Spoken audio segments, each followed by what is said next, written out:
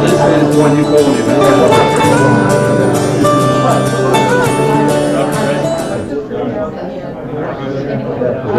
So that last right down there. When you're ready to go. Stretch out. No, I know, actually, she decided she wants to stay in the museum, but can't wait. But they're down here. They used up all of their. 35%. You want the other one? Who's loving? Watch out, your boss standing here. Yeah. You know what, Boston. Oh, that's right, the boss is watching. That constitutionality violation. Yeah, the boss is watching. Right to quiet enjoyment and all that.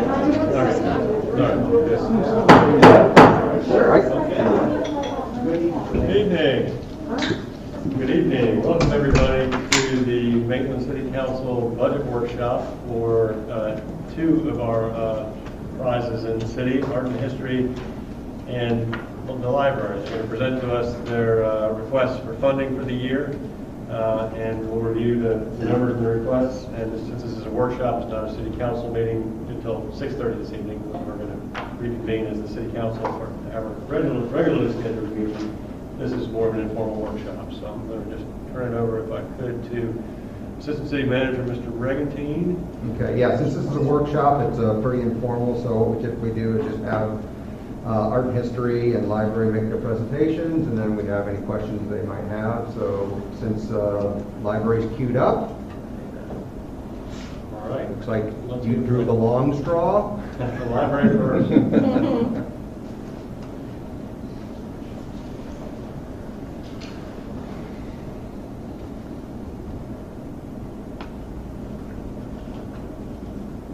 This is good for me because then I don't have to stew through the A&H one.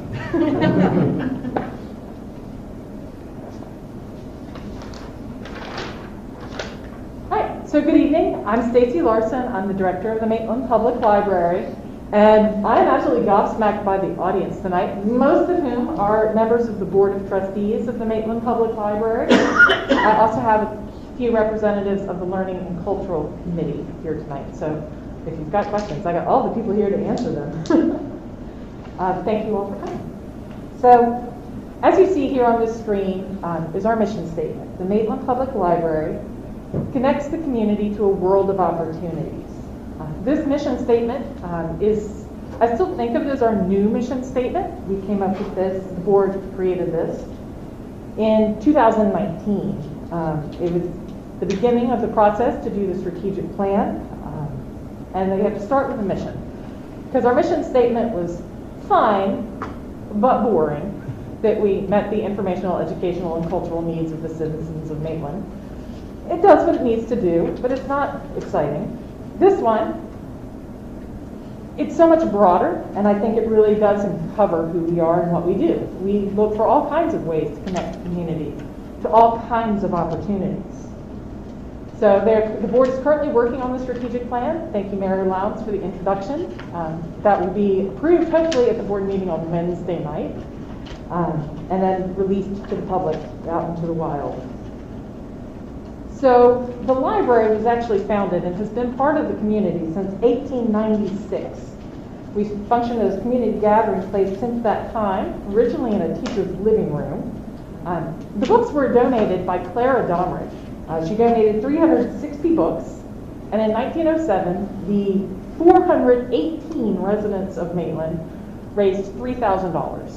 That $3,000 was matched by Lewis Domrich, and that $6,000 was used to build the library we are in today.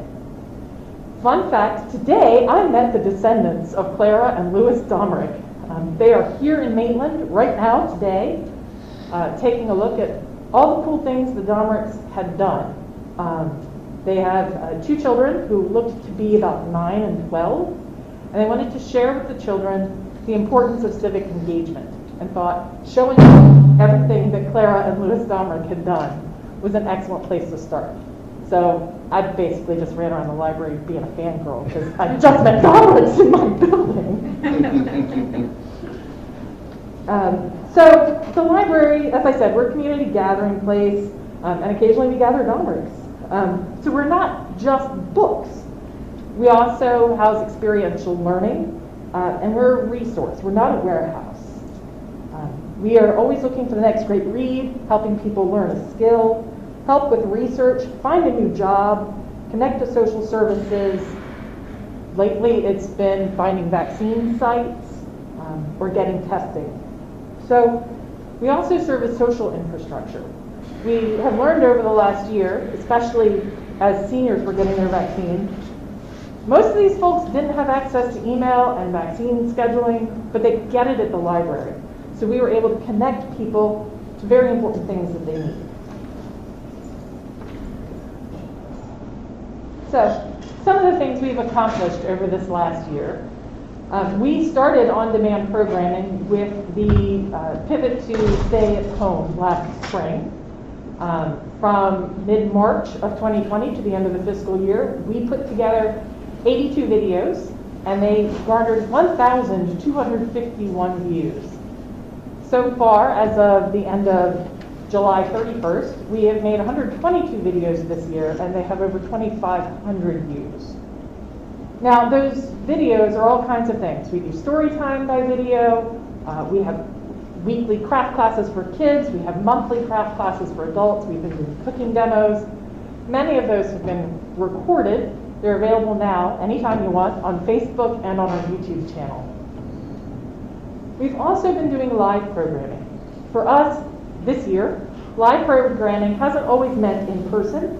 It's also meant using Zoom, Facebook Live, and over the last 6 weeks, hybrid programming. So by hybrid, some people are in the room, some people are Zooming in. We did have our poetry contest this year. It was live by Zoom. We had 96 youth submissions for it and 31 adult submissions. We even had one person, we couldn't figure out where on earth Mountain View Middle School was. It's in New Hampshire that she went for that poetry contest.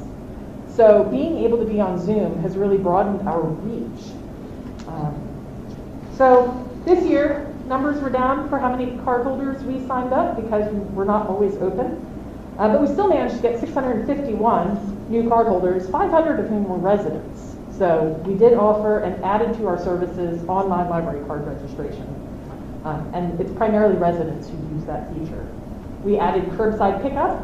As of July 31st, we had done 4,434 curbside pickups. It's something we plan to continue probably forever because we have learned that people who have pets in their car, people who have small children in their car, people who have mobility issues, it's just faster and easier for them and for us if we can just run the book out to them. Rather than, oh, you can't bring your dog into the library, we'll just save the problems. Instead of having to haul the toilet, the diaper bags and everything, we'll just bring you your book. So if you ever want to take advantage of our curbside, just give us a call, we will bring you your items. So far this fiscal year, we've had 261,706 website views, which is more views than we had in all of 2019. And we still have 2 months to go. People are really engaging with our website. I think that's because of our enhanced content. And we've added some new services. We added online reader's advisory. If you're not sure what to read, fill out our form. We will help you find that book. We do book bundles. So if you need 6 books on sharks for a 2nd grader, we can find those for you, pull them, and have them waiting when you come by. We've added homeschool resources online. And this is breaking news. We now have interlibrary loan. So that is brand new. Nobody has heard this before tonight. We are part of the Florida Library Information Network. So we can borrow books from throughout Florida. If we can't buy it, we can now borrow it.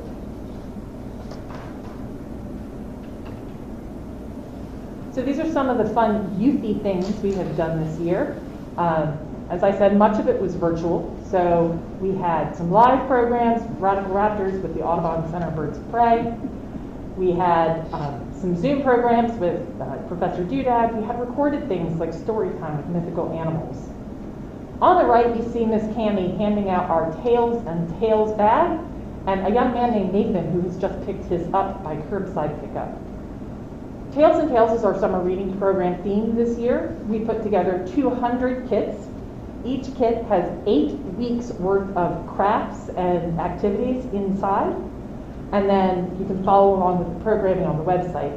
If you have not turned in your summer reading log, they are due by the 19th.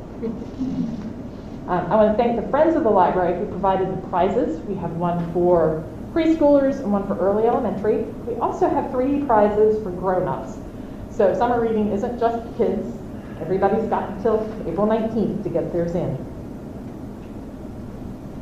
So, like I said, we're still in summer reading as far as doing stats, so I can only tell you about last year, but we had 4,000 kids participate in summer reading, even though it was 100% virtual in the middle of the pandemic. That's more than we had attend in person in 2019. So clearly kids were really enthusiastic about summer reading and wanted to do activities. We offer story time every week. We have make and take crafts. We provide the supplies and the instruction video, and people get to do that at home. We've done Lego Free Build and Art Club by Zoom. Our Adventures with Books homeschool program also met weekly during the school year by Zoom and will be returning this fall. We did a storybook tea party this year at home where we provided all the craft supplies, recipes, and costume ideas, and then we asked participants to share their pictures on social media. So that is our youth fun this year. We didn't forget the adults. We had, I don't know if you noticed this, but last year we had a nationwide puzzle shortage. So we started a puzzle exchange. Take a puzzle, leave a puzzle. We know that hundreds of puzzles passed through the library, and they were very, very popular. People were very excited to get puzzles and to bring us new ones. The 500-piece puzzles were definitely the biggest hit. We did take it down a couple of weeks ago, and people were actually a little disappointed. You can still get puzzles at the bookstore because you can now buy puzzles anywhere, which a year ago you couldn't find them for a lot more money. So we did the puzzle swap, and it was really popular. We've had online cooking classes. Here you see advertisements for vegetarian cooking, mocktails with me. We've done some crafts. We had yoga first through Facebook Live. That was one of the first programs we reintroduced back in person as well. And Move in May, which was actually our return to in-person, where we had 4 programs featuring local Maitland businesses, Unique Business, Bam Bar, Harmony Yoga, and Dance Fitness with Christine McMinn, who all met in Quinstrong Park on Saturday mornings and engaged in various fitness activities. We did bring back Astronomy Week this year. We had crafts like DIY sundials, junior astronomers with Nancy Adler. We had a video showcasing local astronomy hotspots. And the Seminole State College Planetarium did a Zoom tour of the solar system for us. We had cooking videos quite regularly and some Facebook Live cooking demos featuring Pa Rhoda, Shazad Gill, Amber Downs doing the Instant Pot, Beth Ann White from Unique Fitness did some, and I did apparently 4 of them I've discovered this week when I was putting this together. Most recently are Tales and Mocktails and Tales, featuring mocktail recipes, some of which I got from the esteemed Councilman Guthrie. So thank you, that was a really popular and fun video to do. We are available 24/7. You can download books, magazines, and audiobooks to your device. You can learn a language online. We have Ask a Librarian service, so even when the library is closed late at night, you can still get a librarian just going to askalibrarian.com. It is a Florida librarian who will answer your questions. If you love audiobooks, you may have noticed that Recorded Books product, One Click Digital, disappeared last September. Recorded Books has failed as a company. So they have sold all of their rights. The digital products have gone to Overdrive, who provided our ebooks. The discs have gone to Blackstone, but the whole company pretty much fell apart. The Friends of the Library were able to buy our Recorded Books collection and transfer them into our Overdrive account. So as a user, they're still there. It's seamlessly part of Libby now. One thing that we added digitally this year, we now have access to the New York Times online. You can get it in the library. You can also get it at home using the New York Times app. Just register for it going through our website first. You will find it under download or under find. And it's the full access to the online New York Times. We're very excited to be able to offer that. It's actually paid for with CARES Act funding through TVLC. So, looking ahead for the coming year, we have learned that the hybrid and online formats, while I think we're all kind of tired of Zoom, in other ways they've actually shown themselves, Zoom meetings and Facebook Live have shown themselves to be very useful for some of our residents. I'm thinking in particular older people who won't drive at night, families with young children who can't come because of childcare issues. When we offer an evening class, we know we're going to miss those people. If we offer a daytime class, we miss working adults. But by being able to offer classes in multiple formats, we can reach different kinds of people. We were fortunate to get a grant from the Frank and Betsy Charles Fulmer Fund at the Central Florida Foundation, and they have paid for technology we can use to do a hybrid program. So it's a webcam and a big TV. It picks up everything in the room, and people who can be at home can participate, and people in the room can interact with them. So it's fully interactive. It's not like just watching a live stream at home. You're really getting to be part of the group. So we're looking to offer more classes, doing it in more formats, trying to reach as many people as we can at the place they need us to reach them. We will continue building on our existing relationships. Some of our nonprofits like Rotary Club and Williams Club, Women's Club, and the local schools, but we also want to revitalize our partnerships. Move in May was a really great use of some Maitland businesses. We look forward to getting back to doing the Books and Brews with Sanford Brewing, and we have had a lot of events in the past with Banff Comics, so we're looking forward to rebuilding all of those relationships. And of course, we're ready for the new space. We're ready to help you in any way we can help you, whether it is focus groups or planning or whatever. We are here and we are eager and ready to participate. So what do we need to do that this year? Our total city contribution request this year is $773,870. You'll see that is more than last year, but if you remember last year, we actually cut our budget from the previous year in anticipation of decreased tax revenues because of COVID-19. We were able to make some cuts in our budget. We had also, for the fiscal 2020 budget, been able to reserve a great deal of funds because we weren't expending them during the COVID closures. So it is an increase, but it's only a little bit over where we were 2 years ago. You're not the only way we get funding. It's about 95% of our funding. The rest of our revenue has decreased, though. If you follow the state legislature, and I think you all do, you know that they have not always been kind to libraries and museums. Our state aid to libraries has decreased from a high of $18,300 to an estimated coming $11,000 this year. Other sources of revenue include overdue fines, copies, non-resident fee cards, those sorts of things. Copies really declined last year, but I expect that to rebound. Non-resident fee cards didn't decline. People did renew with us. I expect them to continue to do that in the coming year. I do anticipate a reduction in overdue fines. As people have made the switch to digital products like books and audiobooks, there are no overdue fines associated with that. The item just disappears from your device. So you never incur a fine, so you never have to pay a fine. So I have reduced our expected fines from the average of $12,000 a year. We're looking at probably $8,000 in the coming year. I'd really like to make fines go away and make that zero.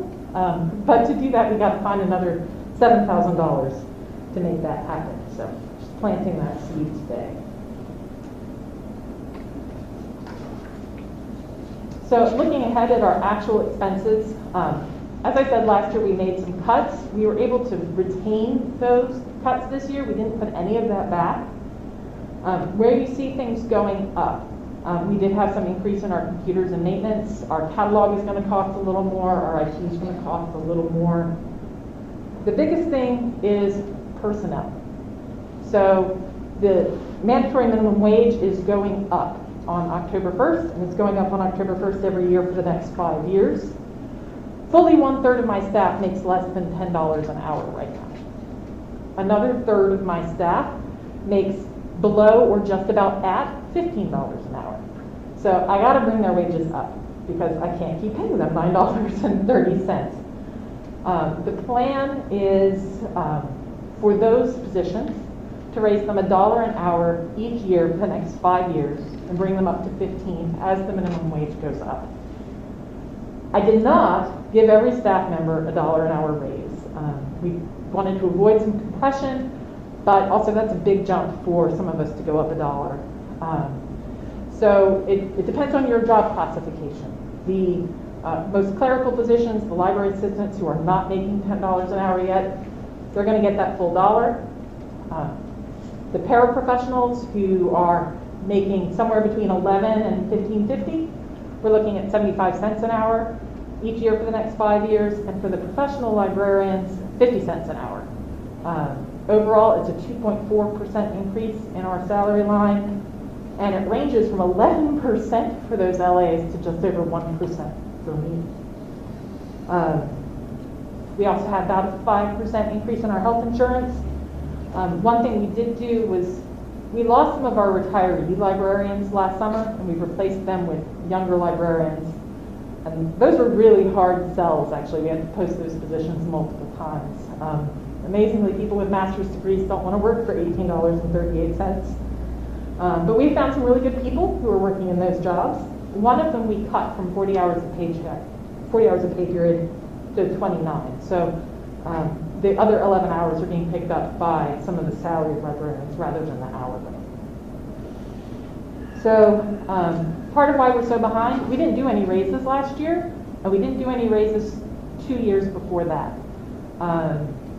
So we kind of have to make up for it in bigger jumps this year because we hadn't done it in little jumps in the past. So that is really the biggest change in our budget this year is that personnel line.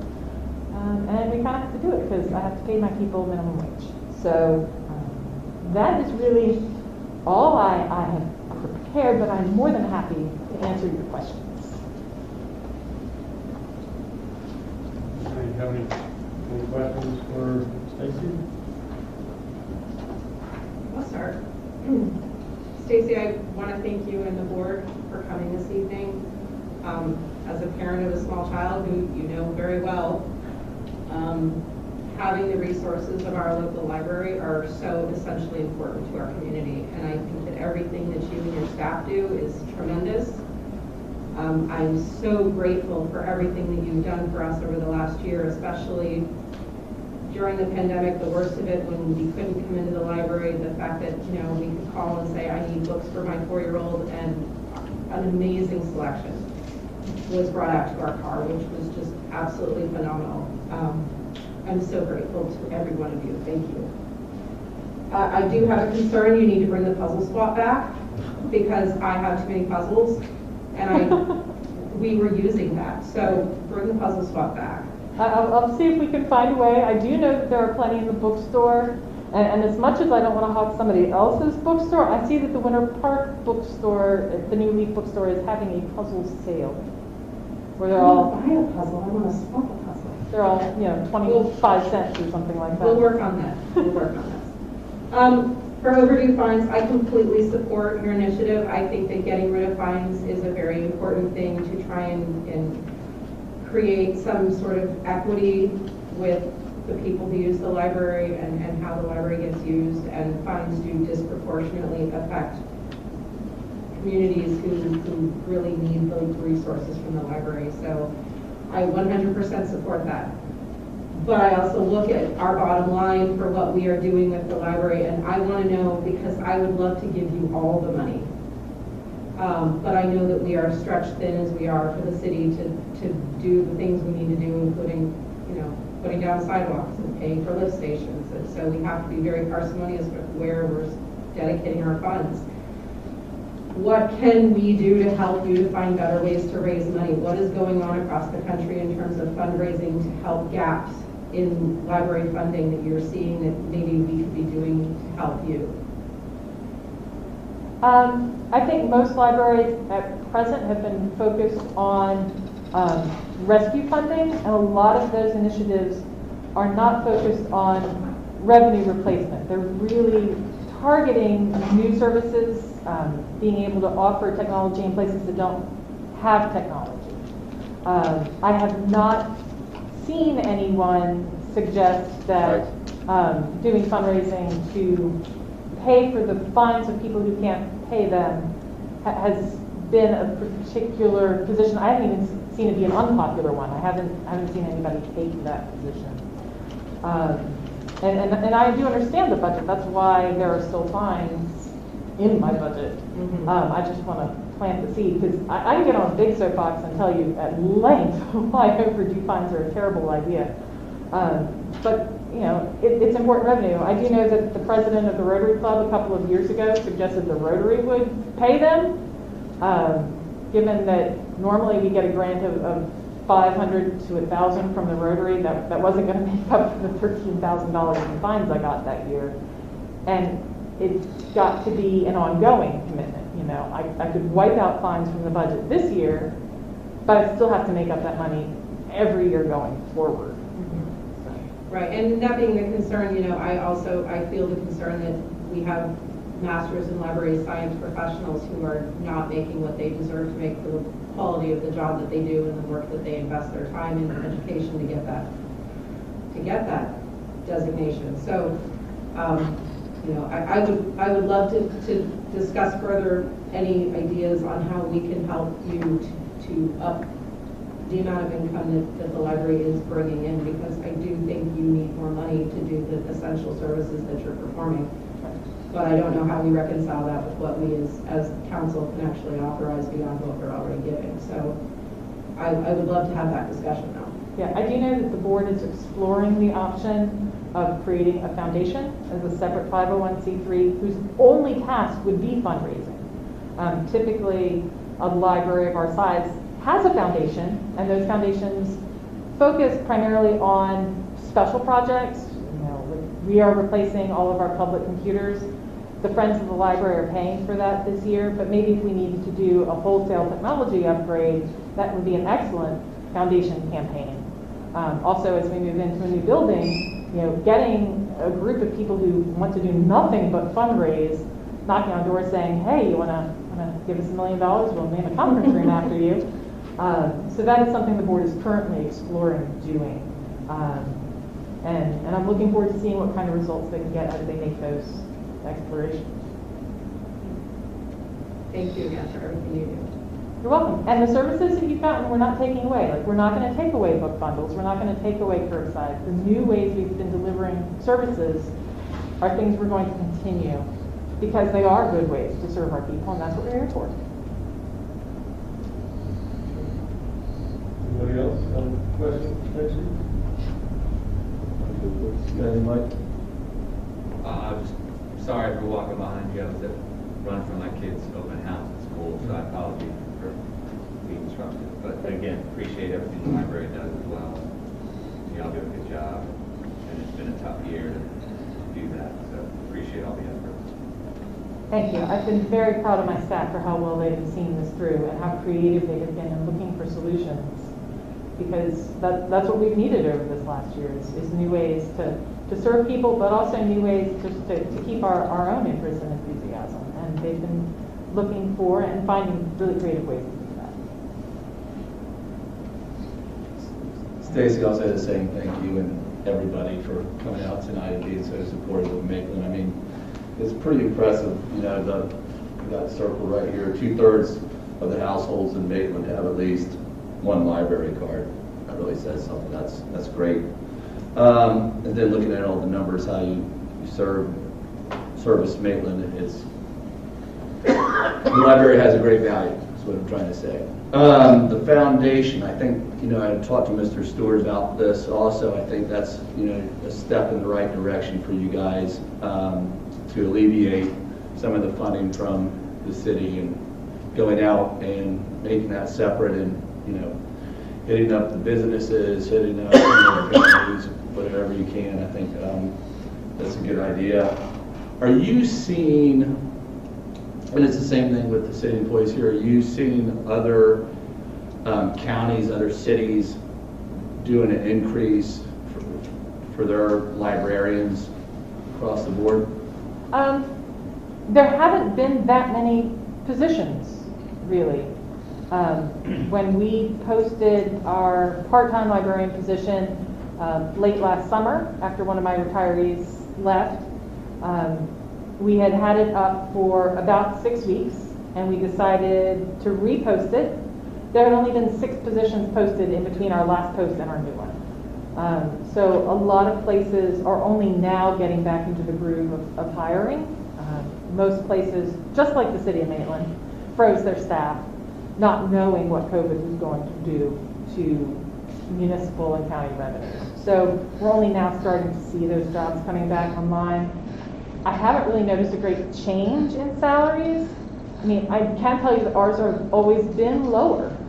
When I left Seminole County and came to Maitland in 2013, I took a $2 an hour pay cut to come to Maitland, which worked out really well for me because I went from a part-time job to a full-time job. But also we pay a really good happiness dividend. We have a lot of creative freedom that people who get to us are excited to be part of the library. It's getting them in the door. Those part-time librarians used to always be a retiree job, but the retirees don't want to work in a COVID environment. So what we're looking for now are new students who go, but you know, Seminole County's paying $20.54 and you're paying $18.38. And I don't know that they're paying $20.54, but they're in there.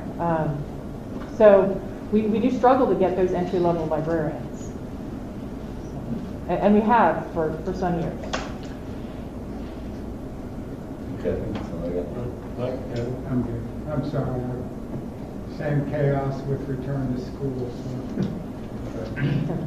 All right. Well, thank you, Stacy. Thank you for coming out and telling us all the wonderful things that the library does. And thank everybody from the board for coming out, too. Okay, thank you very much.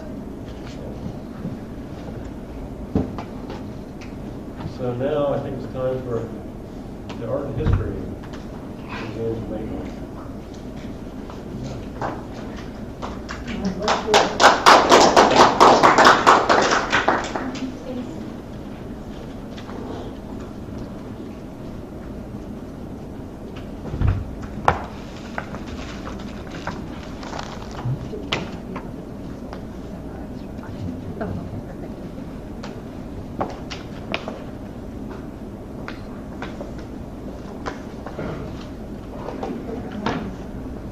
Hi, everybody. Thank you so much for having us here today. I'm Danielle Thomas. This is Randall Webster, and we're the co-executive directors of the Art and History Museums of Maitland.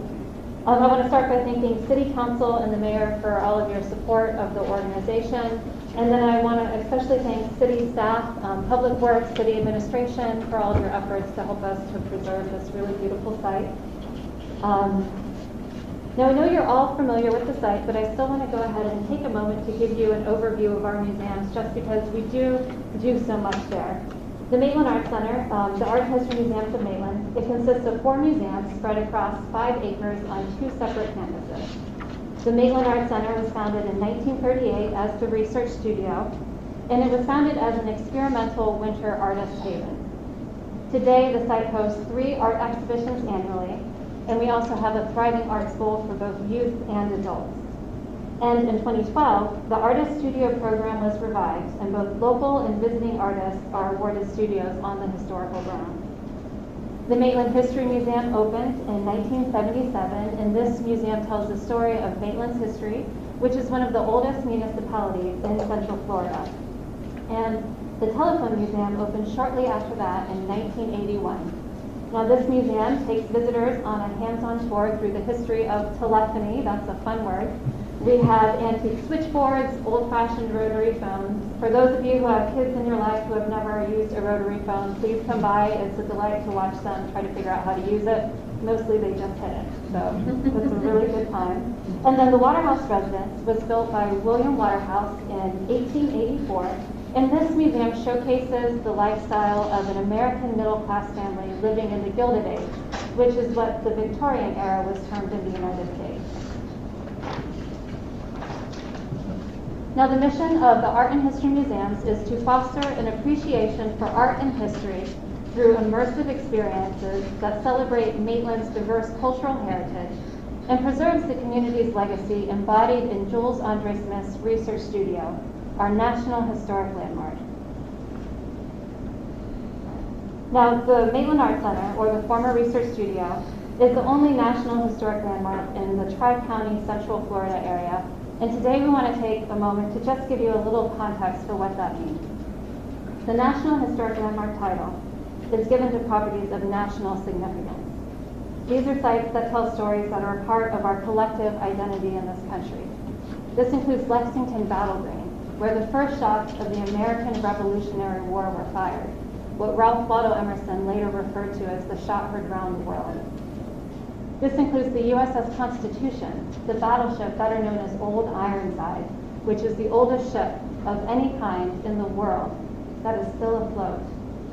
This includes Mount Vernon Estate, the home of the first president of our nation, and Hemingway House down in Key West, the home of one of the greatest literary talents of the 20th century. The Maitland Art Center has the same designation as Lexington Battle Green. And we have that designation because of the unique architecture. It's a style known as Mayan Revival, and the site is one of the most fully articulated Mayan Revival sites in the nation. And the site belongs to the city of Maitland, and it belongs to the people of Maitland. Now, the preservation of the site is one of the foremost missions of the Art and History Museums of Maitland. And this past fall, in 2020, we had Rosa Lowinger and Associates, a preservation firm based out of Miami. City Council, you may know them from their work on the Main Garden Gate restoration. We had them come down separately and do a full survey of all of the architectural ornamentation on the site. The site has over 2,500 hand-carved pieces, all of which are considered a part of the center and the city's art collection. Now, the survey contains a detailed condition report, a prioritization list for the repairs, and it also has a price menu for the work. So what this enables us to do is we can start seeking grant funding at the national and state level for the long-term repair and restoration of these artworks. And this year, we're also having another intern with the U.S. ICOMOS program. ICOMOS is the International Council on Monuments and Sites. This year, we're having an intern from India named Prajakta Deshpande. She's a preservation architect from India. She'll be staying with us for 6 weeks, and previously she's worked on sites in India as well as the rural sites in rural England. She'll be continuing the work of our 2019 intern, Felita Oliveira, to create a digital catalog of all of the artworks, and she'll also be working with staff and with our board to create a comprehensive conservation management plan. And this is something that will help guide our future approaches to restoration and something we'll be sharing with the city staff. Now, we're fortunate that the site has a lot of community support, and our membership reflects this. Our numbers did dip down in 2020, likely due to the pandemic, but it did rebound in 2021. Right now, we're up to 225 active memberships, and Maitland residents make up 33% of our members. This summer, we also launched a special membership rate for Maitland residents. So right now, Maitland residents, households, receive $25 membership, and this is households of any size, any makeup, so it includes our residents who may be living with roommates as well. Now, members receive free year-round admission into our museum, free admission into our exhibition openings, and they also receive discounts on our art school classes and our facilities rentals. And our volunteer program also has a lot of community support. Volunteering is a wonderful way that people connect with our sites. Our volunteers help out in our museums, greeting our visitors. They get their hands dirty in our gardens. They help care for our artifacts and our artwork. And they also work with our educational programming. In 2020, our volunteers provided over 1,200 hours of service, and in this year to date, they provided over 2,100 hours of service. So the program is growing. And there are a lot of members of our community who are passionate about supporting the site and who enjoy our programming. So now Randall's going to tell you a little bit more about our programming, looking back on 2021 and what we have coming up this year. Thanks, Sandy. Continuing our highlights from fiscal year 21 with our exhibitions. New Works 2020 opened last October, and featured the work of 6 resident artists in action that work they had been doing during their year on the A&H campus. This was an exhibition that we will host every other year now going forward, and featuring the work that's created by the previous year's AIAs. We have just completed this year's AIA application process, and we'll be announcing our 5 new AIAs just pretty shortly here. Last fall in the History Gallery, we had Growing Up Maitland. This featured stories of children of the early settlers and their move to Maitland, and highlights of what it was like to be growing up here in Maitland through the decades. This included a photo and signed baseball from the 2005 Maitland Little League World Series team. It was a lot of fun to have that. Yeah, I understand. I was The there. 15-year anniversary. Yeah. In February, we opened Love and Compassion Images of Mother and Child. This was sponsored by the Grafton family, and it was an open call for artists. We selected 11 artists to participate in this exhibition, and we showed their work that demonstrated the relationships of parent and child. The People of Maitland is our current history exhibition, where we discover stories from Maitland, such as the founding of the Florida Audubon Society by the Domerick family, who apparently is in town. Some of them are in town today and visiting the library. We're closed on Mondays, so I guess they couldn't come by and see us, but maybe they created the Florida Audubon Society to help protect the native birds of Florida. It also included the story of a former First Lady who was a frequent visitor to Maitland, Rose Cleveland, and the entrepreneurial spirit of the Parker family and their lumber company. This exhibition closes on Sunday, so if you haven't had a chance to see it yet, there is still time. You can come by this weekend. And this was one of 2 history exhibitions that have been underwritten by Duke Energy this year. Our summer art exhibition is on Seeing Segovia. And we have to tell you, we are particularly proud of this exhibition. It follows the story and the artwork of Art Center founder Jules Andre Smith, the work that he created on a trip to Segovia, Spain 100 years ago. This exhibition is accompanied by a story he wrote of his travels, and it has been published by us for the very first time.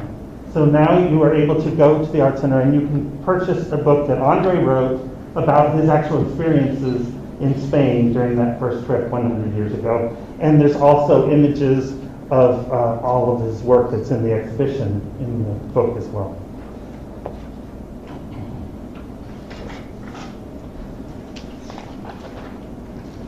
Along with Andre's watercolors and etchings of Spain, you can also see his original printing press.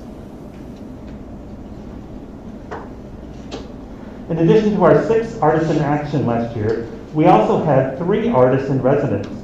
Each one spent between 3 to 9 weeks living and working at the Art Center. They all participated in artist talks, and Rachel Livdalen, the one you see in the middle, actually hosted a printing party where she created a work that was based on some of Andre's Art Center architectural ornamentation, and she did actual prints right there for everybody who came by. And that was a Saturday in June. And in addition to the artist talks that they all did, we had about 10 other artist talks that are still available today for people to listen to on our virtual A&H site. So we continued, even during COVID when we couldn't meet in person, we continued to have a lot of programming that's available, and now it's just part of the depth of programming that's made up. And anyone can still go and see all of those artist talks on the virtual A&H site. This summer, we had our Fresh Perspectives art auction. Even though the auction was virtual, we had 3 in-person events for visitors to see the items and register to bid. We raised over $8,000 from this event. Our art school had a slow start this year because of COVID and social distancing, but this summer our enrollment picked back up to over 78% of what we had budgeted for this summer, and we exceeded pre-pandemic registrations this summer for art school. Our Young Artist Summer Workshops welcomed 70 students, with 3 of them attending for free on scholarships. And some of the summer classes we held out at the studios at Lake Lily.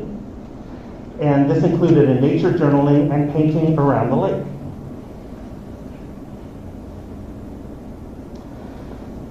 So now our upcoming exhibitions. So after the current history exhibition closes, we'll be opening in the History Gallery on August 28th, Trains, Planes, and Automobiles, Moving Maitland. Here we discover the world of transportation in and around Maitland, and it will even include a toy train circling the gallery overhead.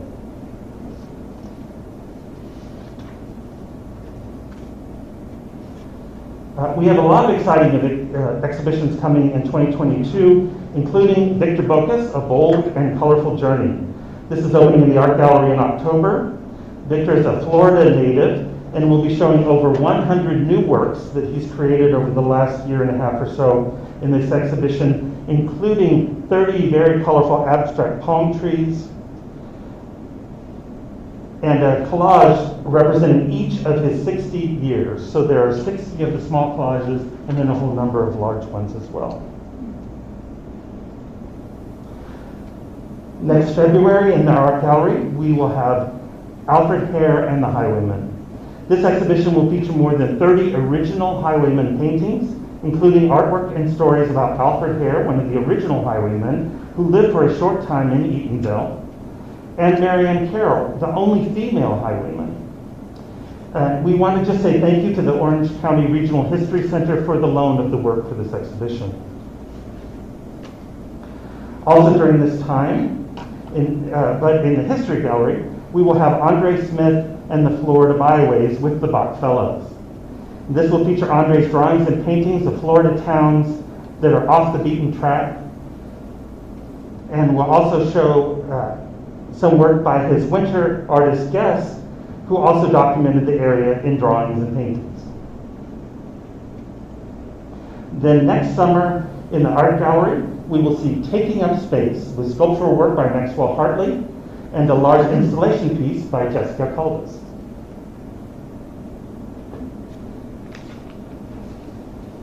Right, so looking forward to the next fiscal year, we have a few major goals that we'd like to share.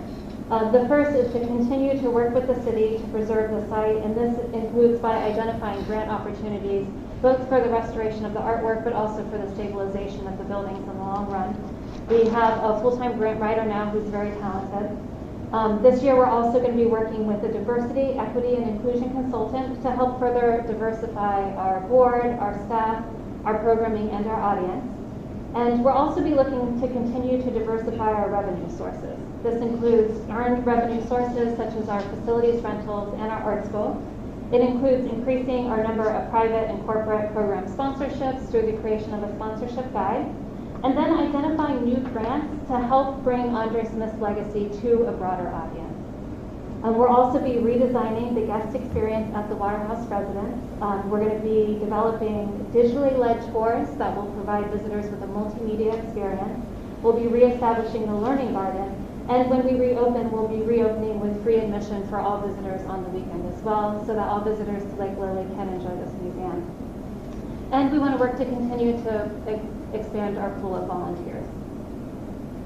So this year, we are requesting funding in the amount of $306,000. This is 31% of our total operating budget, and this fulfills the requirement that city support remain below 35%. The city's support is vital to our operations.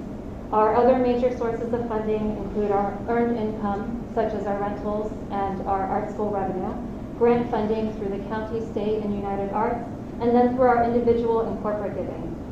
Right now, the organization is in a healthy position, both financially and programmatically. We appreciate the city's support, and we look forward to answering any questions that you have for us today. Okay, well, thank you very much. That was just a wonderful overview of another wonderful asset of the city. Next, the library. Does anybody have any questions? I noticed must have come up before, but have we ever tried to, or are we now procuring TDT funds from Orange County? Yes, we receive about 100,000. It's going down, they estimate 10% for the upcoming fiscal year just due to COVID. Okay.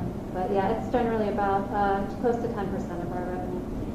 On that agreement with the city about the percent, is that like a sliding scale down, or is it like 35% cap?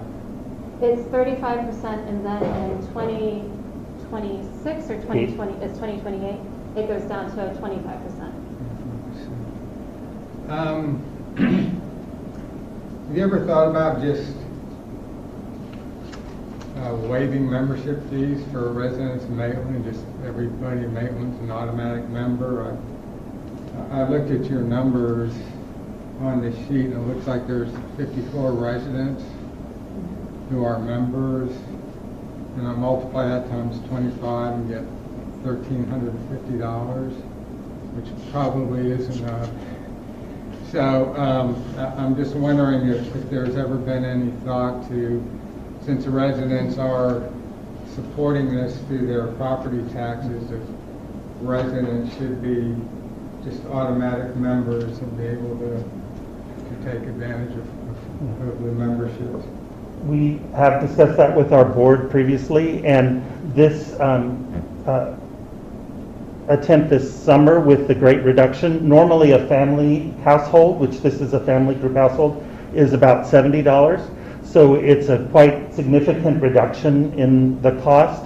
So this is our first kind of attempt to see how that will go, and if we can engage with more Maitland families, and then hopefully continue to do that. Also, what Danny mentioned about the water house, that's another attempt for us to try to work in that direction by going to digitally experiencing it rather than having a docent-led experience. We'll be able to reduce our costs, and by that way then offering that free to all residents and basically to everyone. It's just, again, some 1,000, a little over, or 1,350 out of a $306,000 allocation from the city. It just seems like that's such a pittance that if you just opened it up to all Maitland residents for free, we might get more Maitland residents in there, and we might feel better about doing it. I just don't see where that money is kind of worth it, as opposed to saying, okay, residents, you're supporting this and paying for it, so it's yours. And I know other cities have free memberships and did some of their things and charge for out of city residents. So I would throw it out there. I think that would be a worthwhile thing to consider. So That's thank it. you. Thank you, Mike. We have a couple more minutes for our next Yeah, meeting. can I add something? Sure. I want to echo what Mr. Thomas said, because I also looked at those numbers, and it pretty much was 1 out of every 500 residents has a membership. So that kind of tells me that, we're not really getting outreach there. You're not really getting people coming in. And listen, whatever you do, you're doing $25 for a family, that's great. If you don't see it, I would just suggest you just keep trying, do more outreach. I know at one event we had talked, and that was an idea of yours, was to say, listen, let's just give everybody a free membership. Maybe, maybe that's something you do for a couple months and try it out. I would say try out, see what works, but that's, and I say this as a concern, is that I looked at those numbers, and that's what concerned me, is how many members were there. I'd like to see that go up. Not only for the financial part of it, but as in getting our residents involved and knowing what's out there and the great things you do. I've come to events. I love what you guys do. So I think it's a two-part. It's getting the residents involved, and it's giving them their value for their dollar that they're giving. So that's the only thing I'm going to say. Thanks, Ed. Anybody on this end? Go ahead. I have been to a couple of your events that you've invited me to. I've really appreciated being able to bring my daughter. It's been a lot of fun for us as a family to come out. I know we talked in the past about this particular piece of artwork. When am I getting it on a print? I really love this thing. You guys have got it sitting right in the gallery. It's a picture of the city of Maitland. It's hand painted. It's adorable. I would put it on a tote bag. I'd put it on a mural. I'd put it on a poster. I'd sell it and monetize it because we have an identity in our little city, and it would be wonderful if we had some sort of an imagery to go with it. Along the same lines as all of the beautiful work you're going to have coming up. I mean, the Highwayman is a phenomenal exhibit. I saw it when it was at the art gallery. I'm very excited we're getting some of those pieces to come here. I would love to see prints. I know that you have a very modest shop where people can actually purchase gift items. It would be lovely to see that expanded so that that's another source of revenue for you guys. So let me know when I get my print. Okay. For it. Thank you. I gotta say, I agree with the Highwayman. I mean, there's books with their artwork in it. There's people buy that stuff. I mean, they love it. I mean, that's old school Florida. People love that artwork. Absolutely. Okay, all right. Well, thank you all very much for that presentation. Used a lot of information. Now we're informed for the budget process ahead, and thanks for coming out. Thank Thank you. you so much. All right. With that, I think we'll adjourn the workshop. Thank you all for coming out. Thanks, everybody.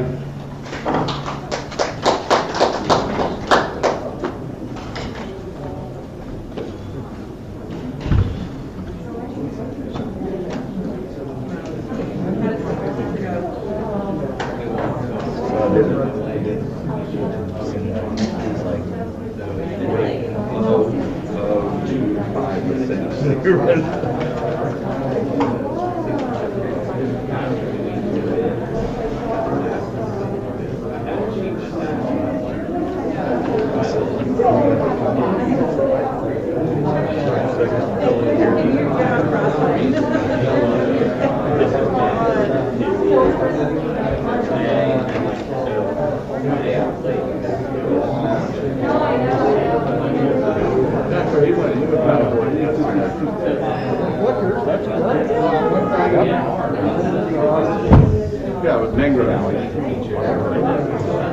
Where'd you let in at?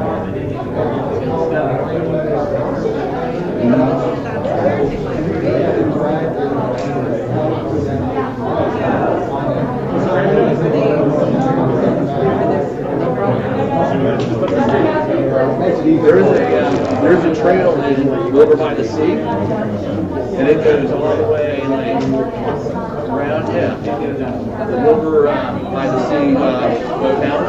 There's a big trail there. But you know, like Mark, he started up yesterday. He was telling me, they came through. They went to Hidden Treasures restaurant.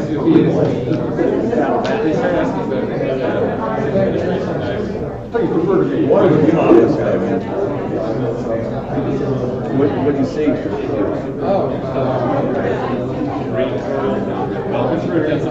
you really?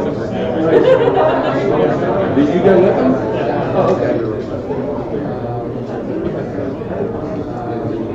Green turtle, that's pretty nice though, man. We had some lumberjacks at our condo. We followed them into the water next day. I saw one. Then I see a fish go one in 1,000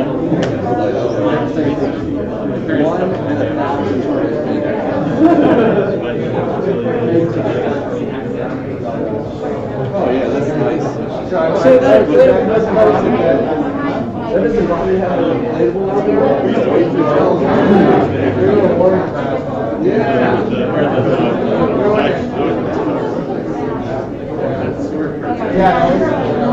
Yeah.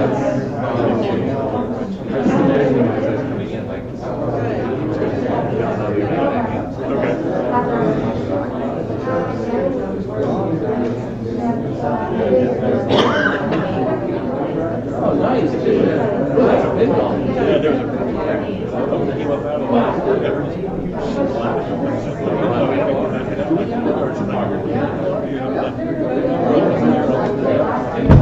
all right, let's see all that. I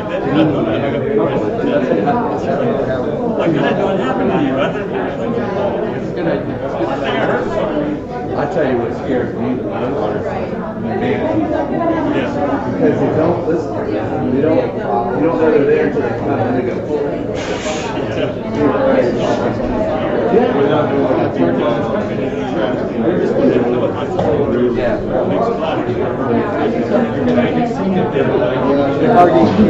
Yeah, they say that's what makes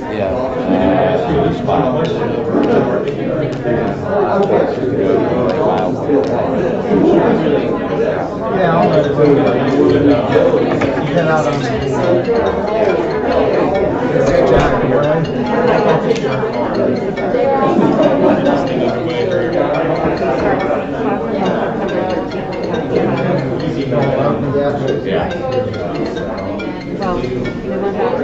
Wait for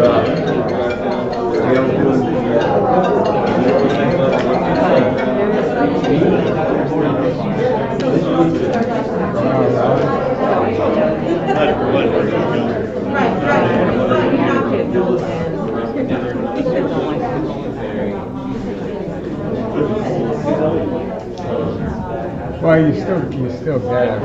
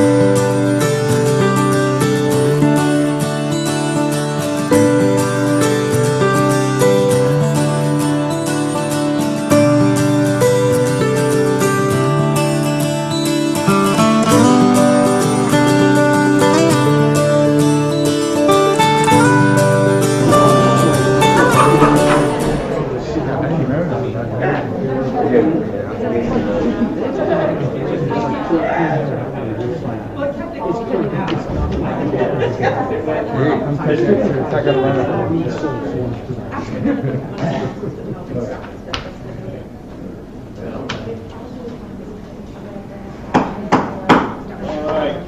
Good evening and welcome to the Maitland City Council meeting for August 9th, 2021.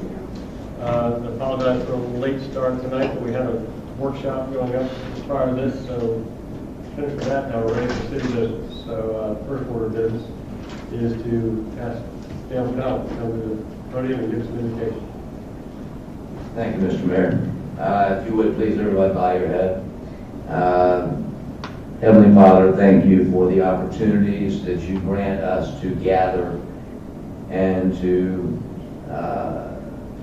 kind of lay out our city's future, certainly for the next year. And I believe you would like to see us laid out for the next 40 years. So grant this group the wisdom and the discernment to know what those things are, and to be able to work to put those into our budget that allow us to impress children that aren't born yet. We ask these things in your most holy name, Lord Jesus. Amen. Thank you, Dale. For those who are willing and able, would you please join me in the Pledge of Allegiance?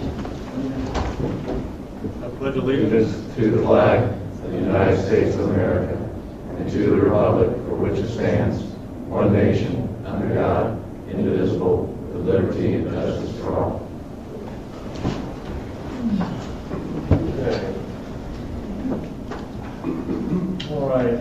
First order of business, the real order of business is public hearings, of which there are none. So we'll just ask the Assistant City Manager, Mr. Regenstein, is there any old business to report? No, sir. All right. Okay. Let's move on to the consent agenda. Does any member of council wish to remove any of the items in the consent agenda? We'll put them at the end of decisions and discuss them. Seeing none, we'll leave the consent agenda alone. Does any member of the public would like to speak to consent agenda items number 3 through 5? Yes, please come to the podium. Have a I can take a yes here. number 4. Good evening, Mark Williams, 430 North Lake Sebelia Drive, Maitland, and also chair of your Sustainability Committee. I see on your agenda you have a project scheduled for Hill Rec Center, and I think most of us would be in support of using that property. It's been underutilized for years, but I want to bring to your attention that I presented to the council a concept to build a community garden on that property last year. That also is a recommendation of your sustainability board, is to consider community gardens on city property. It's a perfect example of an opportunity waiting to happen on that property. It's been vacant and underutilized for many years. I'm one of 4 property owners that are adjacent to that property, so I'm in support of the children's playground you're proposing. I do have one suggestion. I'd like to talk to Jay about moving most of the facility closer to the underutilized racquetball courts and less into the vacant property as much as possible, to leave it available for the garden concept. So if you're okay with that, I'd like to talk to Jay before it gets into the design to see if there's an opportunity to shift some of those improvements to make more land available potentially for community garden. Okay. Thank you, Mark. While you're there, can I ask if we want to have a short discussion about this, would you stick around to the end of the meeting, or do you want to? Yeah, I'm fine with that. Okay. Sharon brought this to my attention that this was coming up. I wish I had a little bit of a chance to work with P&Z, with the Sustainability Committee, to have a joint conversation between the two, since it was a recommendation that we were pushing to use underutilized land for things like community garden and other purposes. So I'm glad to see that you're able to find funds to build something out there. It's, I live right next to it.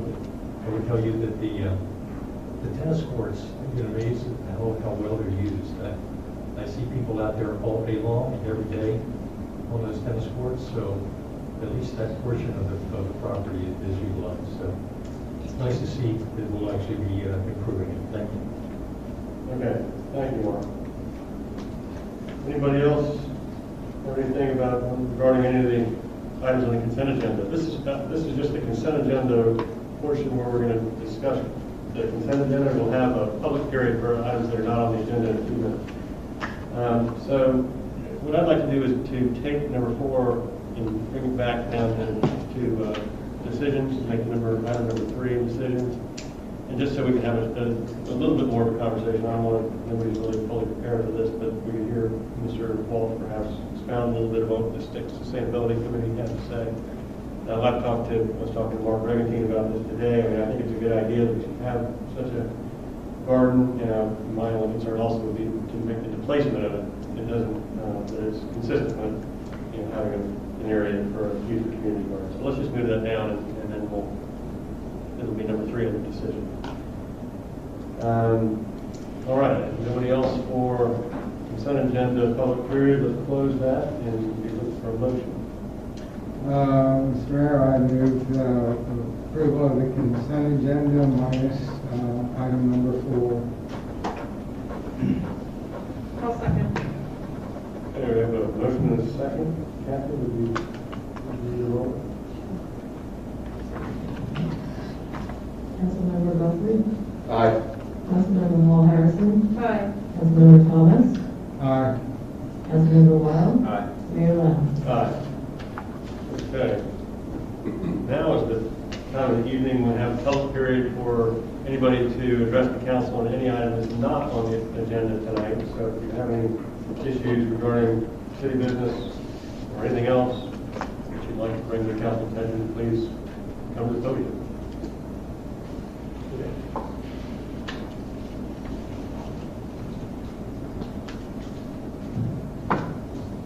Good evening. I'm Jeff Condello, owner of Maitland Construction. We own a company called Inter-County Engineering. We bid a project for the city of Maitland called Relocation Lift Station Number 1 on April 29th.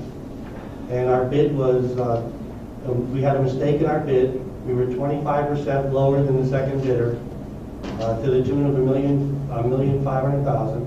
We can't do the job for that. We made a mistake, and we respectfully ask the council to look into this issue there's been several conversations over the past couple of months with City of Maitland staff, and they're trying to call our bid bond, which would cost us $200,000, and it's just not fair and reasonable given the circumstances and that we made a mistake, and it's not fair that we pay a penalty of $200,000 when frankly the City of Maitland has not been damaged by our bid because it was an incorrect bid when we bid it. And we made an honest mistake in our bid, and like I said, the next bidder was 25% higher, and then it went on $300,000, $400,000, $500,000 from there up. So we clearly had a bid mistake, and if we didn't, we would be happy to do the job for the City of Maitland, but we can't do it for the price that we gave, and so we respectfully ask to be let out of the bid bond and move to the second bidder, ask that you look into this for us. Especially in these unprecedented times, it would really hurt our company because the bid bond is a $200,000 penalty that we would be asked to pay, and these other unprecedented times and costs would really hurt our company. So, thank you. Okay. Thank you, Mr. Pinelli. Is there anybody else as an item not on the agenda?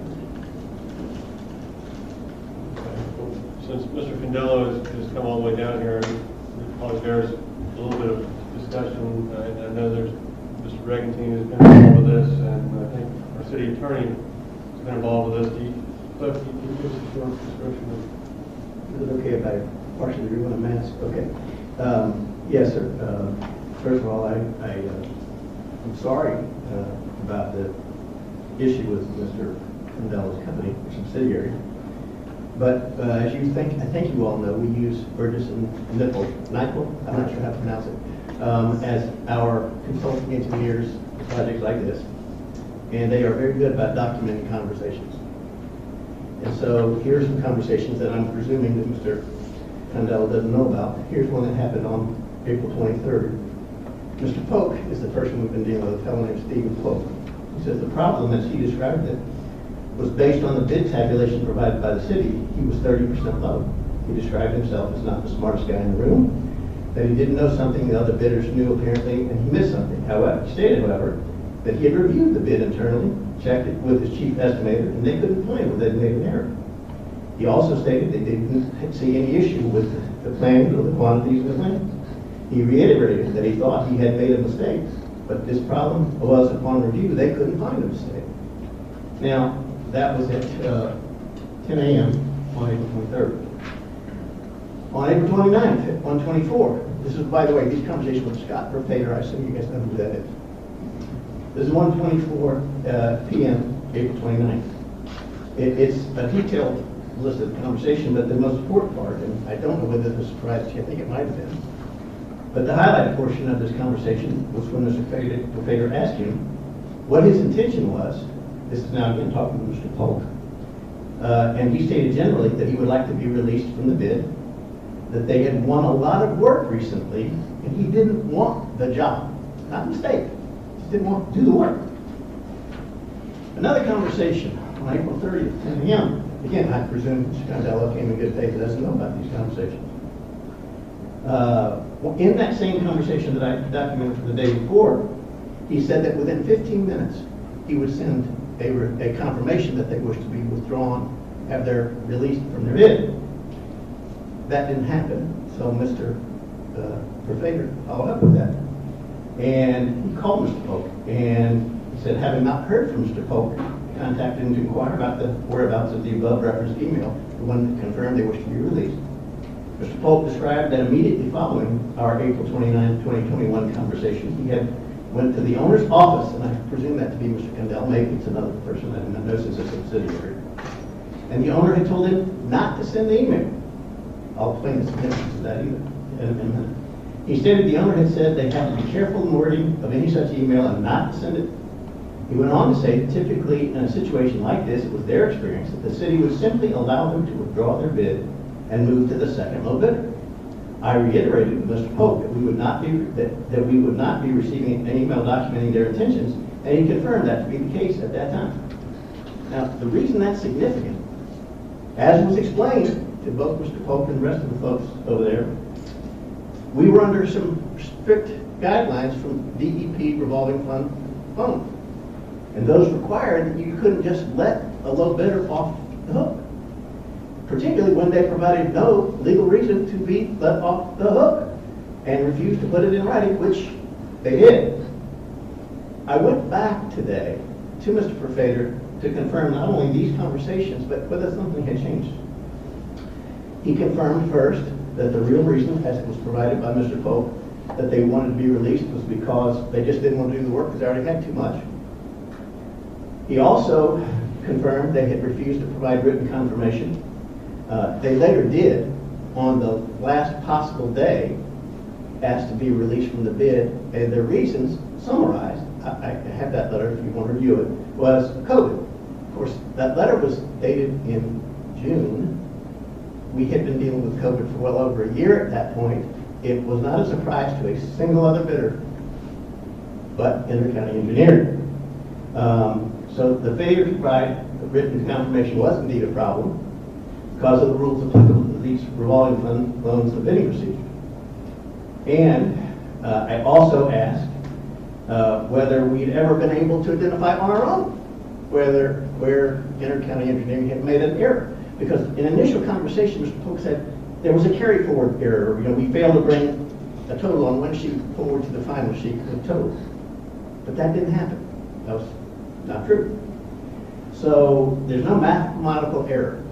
What there amounts to here is a lack of ability to make more of a profit than they would otherwise be able to make in this market at this time. In addition to these conversations, a number of emails went back and forth between my office and theirs, some of which, in fact, I think most of which were happening on Thursday. I copied the city manager, and I do not know if they were distributed. But at the end of the day, I made a claim on Mr. Beach. I was in communication with Mr. Beach, who was the representative of the bonding company, Arch Insurance. And those communications said, look, by their own admission, which I have in other emails, which again, I'm happy to provide, they have no defense. Zero defense. And one of the things you heard Mr. Condello say, and I believe in good faith, he thinks we haven't been damaged. But if you believe that, I would invite you to ask Ms.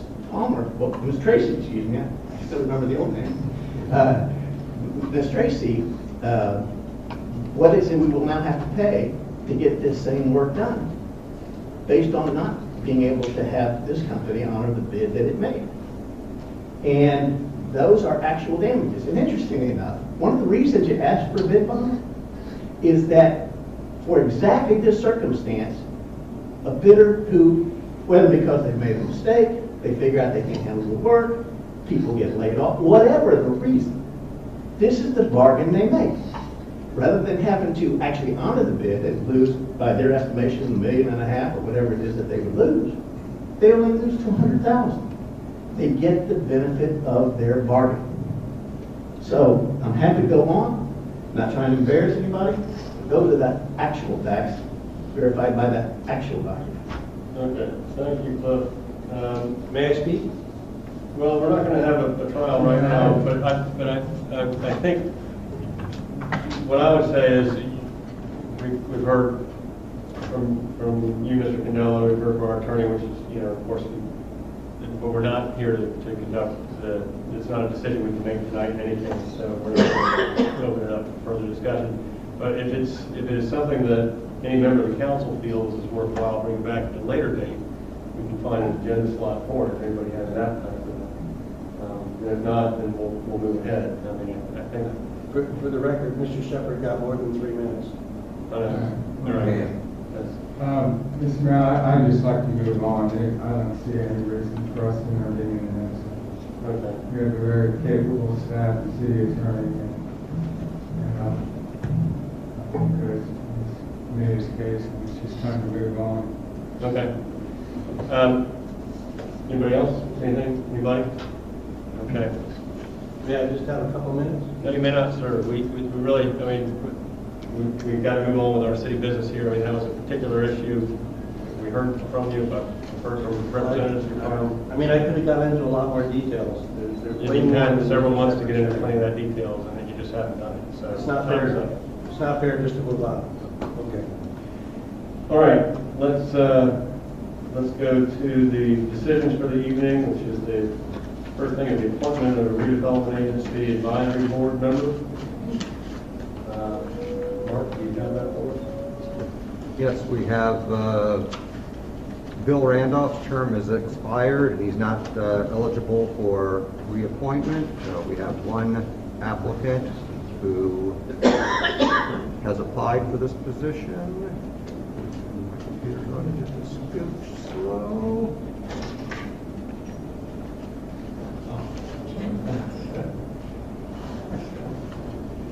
Well, you know what, Mark, let's let Kathy do this. Let's shoot up right here. I was so close. Took the helm of command. On March 9, 2015, the City Council and the Community Redevelopment Agency adopted resolution number 5-2015, amending the composition of the Community Redevelopment Agency Advisory Board, also known as the CRAB. CRAB is to be comprised of 2 members appointed by Orange County and 1 member appointed by the City Council. The term of Bill Randolph expired in May of 2021. Due to consecutive term limits, Mr. Randolph is not eligible for reappointment. Currently, we have 1 application on file from Gray S. Binford. The council is requested to appoint Mrs. Binford effective May 13, 2021 for a 3-year term. Okay, thank you. All right, so we have an opening, and we have supposed to be a very qualified candidate. Is there anybody? Yeah, I'll make an appointment. I'll move to appoint Mrs. Piper to the CRB. Okay, we have a nomination. We have a second. Second. All right. A second for Ms. Benford. I will third. All right, one more will do it. That's it. Mr. Gray. Easy charge. Ms. Benford, you have been elected to the CRAB, which is a much funner experience than it sounds like. And she looks eminently qualified, has great experience, and it's great when members of the public step up to these positions. So thank you, Kathy. Couple of questionable references there. Yeah, it was, I'm sure it must be a good, well, those kind of relationship. All right, next item is the Northeast Neighborhood Speed and Cut-Through Traffic Analysis. This is something we've been working on for several months, and I think, Mark, are you ready to Yes, sir. take us through it? Mark Regentine, Assistant City Manager. what I'd like to do tonight is, what we'd like to accomplish tonight is to make decisions on how to move forward, the next steps to address traffic issues in the northeast area of the city, primarily the Domrick Estate, Domrick Hills, and those neighborhoods in between. As a quick refresher, this is the study area it's the area north of Horatio, east of Lake Minnehaha, south this is Derbyshire, south of Derbyshire, and then the city limits here on the east and south side with Seminole County and Winter Park. Here are the recommendations that came out of the study. Basically, as I go through them very quickly, there are no recommendations on changes to speed. The consultant recommended we add a few count locations because there were some holes in the data, so as we move forward, we're going to have some locations for traffic counts. We're going to continue to monitor speed within our annual traffic count program, so we'll be monitoring both speed and volumes of traffic at all the locations to provide consistent data and comparisons from year to year. And they also recommended to look into traffic calming. So on the action items from this list, we're going to go into how to address these in the short and long term. When we discussed these at the last council meeting, there was a consensus that we should address the issue of speed more holistically in terms of comfort for those other than cars that are using the road, in terms of the perception of speed versus actual speeding. And that includes bicycles, pedestrians, we have a lot of scooters in the neighborhood, we have golf carts in the neighborhood, sharing the road with cars. So we need to address how those interact on the roads. At the meeting, the City Council directed staff to develop a 4-phase plan to address these concerns. The first piece of that was to install radar signs at the entrances to the neighborhood, to develop a public education outreach plan, to do some enhanced enforcement, and to move forward with a plan for installing traffic calming measures. Here are the streets that we're proposing for the radar signs. The criteria we used to select these were the major streets entering the neighborhoods, and there's also a few streets where you're coming from a higher speed roadway to a lower speed roadway. Basically, those are the ones coming off Horatio on the south. These signs we use to notify the traveling public that you're entering a residential area and you should slow down. Here's the actual locations that we're going to be looking at. On Domrick Drive, we'll be looking at the corner of Algonquin, where the new park went in at the triangle. Seneca, north of Horatio, for this stretch. On Thistle, what we're recommending is that we put signs on North Thistle and South Thistle, because we reviewed the traffic count and speed data. There is some increased speed in the area, in the neighborhood to the south, so we figured if we're going to be putting it on North Thistle, since we have an identified speed problem on the south side, we would go ahead and put that in to notify folks entering that neighborhood that they're coming from Horatio into a residential neighborhood and should watch their speed. Moving to the north a little bit, we have Mohican there, just past Deloraine. As you come up Temple from Winter Park, just south of Tuscarora, put one there as you're entering the neighborhood. And you move to the east part of the city, from Seminole County coming south on Kewanee, put one there as you're entering the city limits, and Tuscarora heading west, put one there. So that basically surrounds the neighborhood, and that gives us extra data gathering points, because the radar signs will be set up to gather both speed and traffic count data, so it adds all those data points to our average for our annual traffic counts.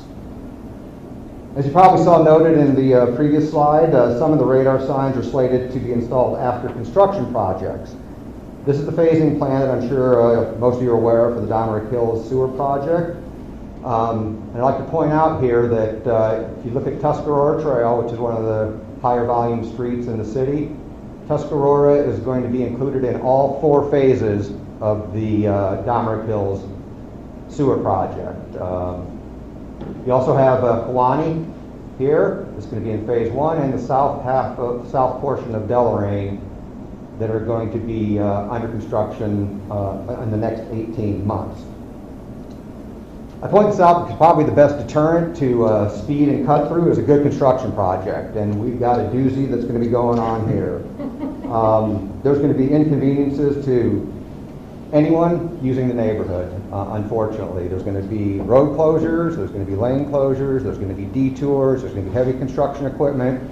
So having the project happening in and of itself is going to work to alleviate some of the cut through and speeding problems. As you recall, the primary area from the traffic study that showed cut through is the area north and south here on Tuscarora to Kewanee. So that the first 4 years of that project, that area is going to be under construction. The good thing about this is with the sewer project, as we rebuild the roads, the sewer goes down the middle of the road, so you tear up the roads to put the sewer in. When you rebuild the roads, a sidewalk's going in on every length of road that we touch. So as we move through the neighborhood, there'll be a sidewalk on one side of the street for every one of these roads that we touch. This is a map showing the Mohican water line and sidewalk project. Again, that's slated to get underway in the next several weeks. Again, construction is going to occur along here. It's going to be a lot the same as we saw on Choctaw and on the first leg of Mohican, with construction crews present in the street, lane closures, potential detours. So these projects also including, in addition to slowing down traffic and discouraging cut through, provide opportunities for us, which I'll get into in just a second here. But diving into some of our short-term solutions, we do have a citywide road striping implementation plan that's going to be going on here starting in the next several weeks. This is going to improve roadway and crosswalk striping throughout the neighborhood. It's going to clearly delineate the bikeways, crosswalks, travel lanes, where so many of them have become faded over the years. This project is currently funded in this year's budget, and the City Council approved the vendor a couple months ago. So now it's just a matter of scheduling the vendor to get out on the street to start the striping project.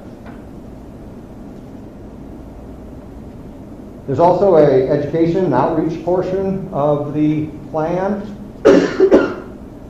We're going to put together some informational strategies to inform the traveling public and residents of the importance of following traffic laws. Robert Sargent, our PIO, will be working with our community policing unit to get this information out. And as I discussed this with Chief Manuel and his command staff, he's got some pretty good ideas about how he can use his school resource officers to directly interact with, obviously, the biggest traffic center in the neighborhood, the schools, to get information out to the people in the pickup drop-off lines and work through the schools.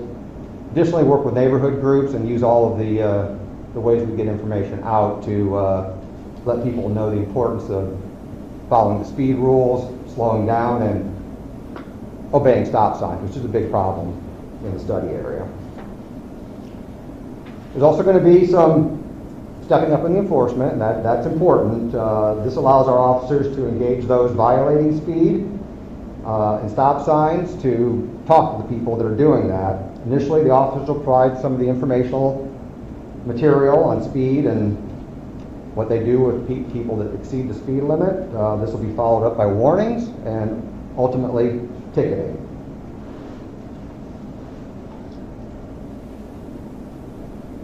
In order to address the traffic calming, we contacted Ian Lockwood of Tool Design. Ian is one of the foremost authorities on traffic calming in the nation. He also happens to be a Maitland resident and lives within the study area, so he's very familiar with the neighborhood. Ian's put together a three-step process to begin to address how to best calm traffic in the area.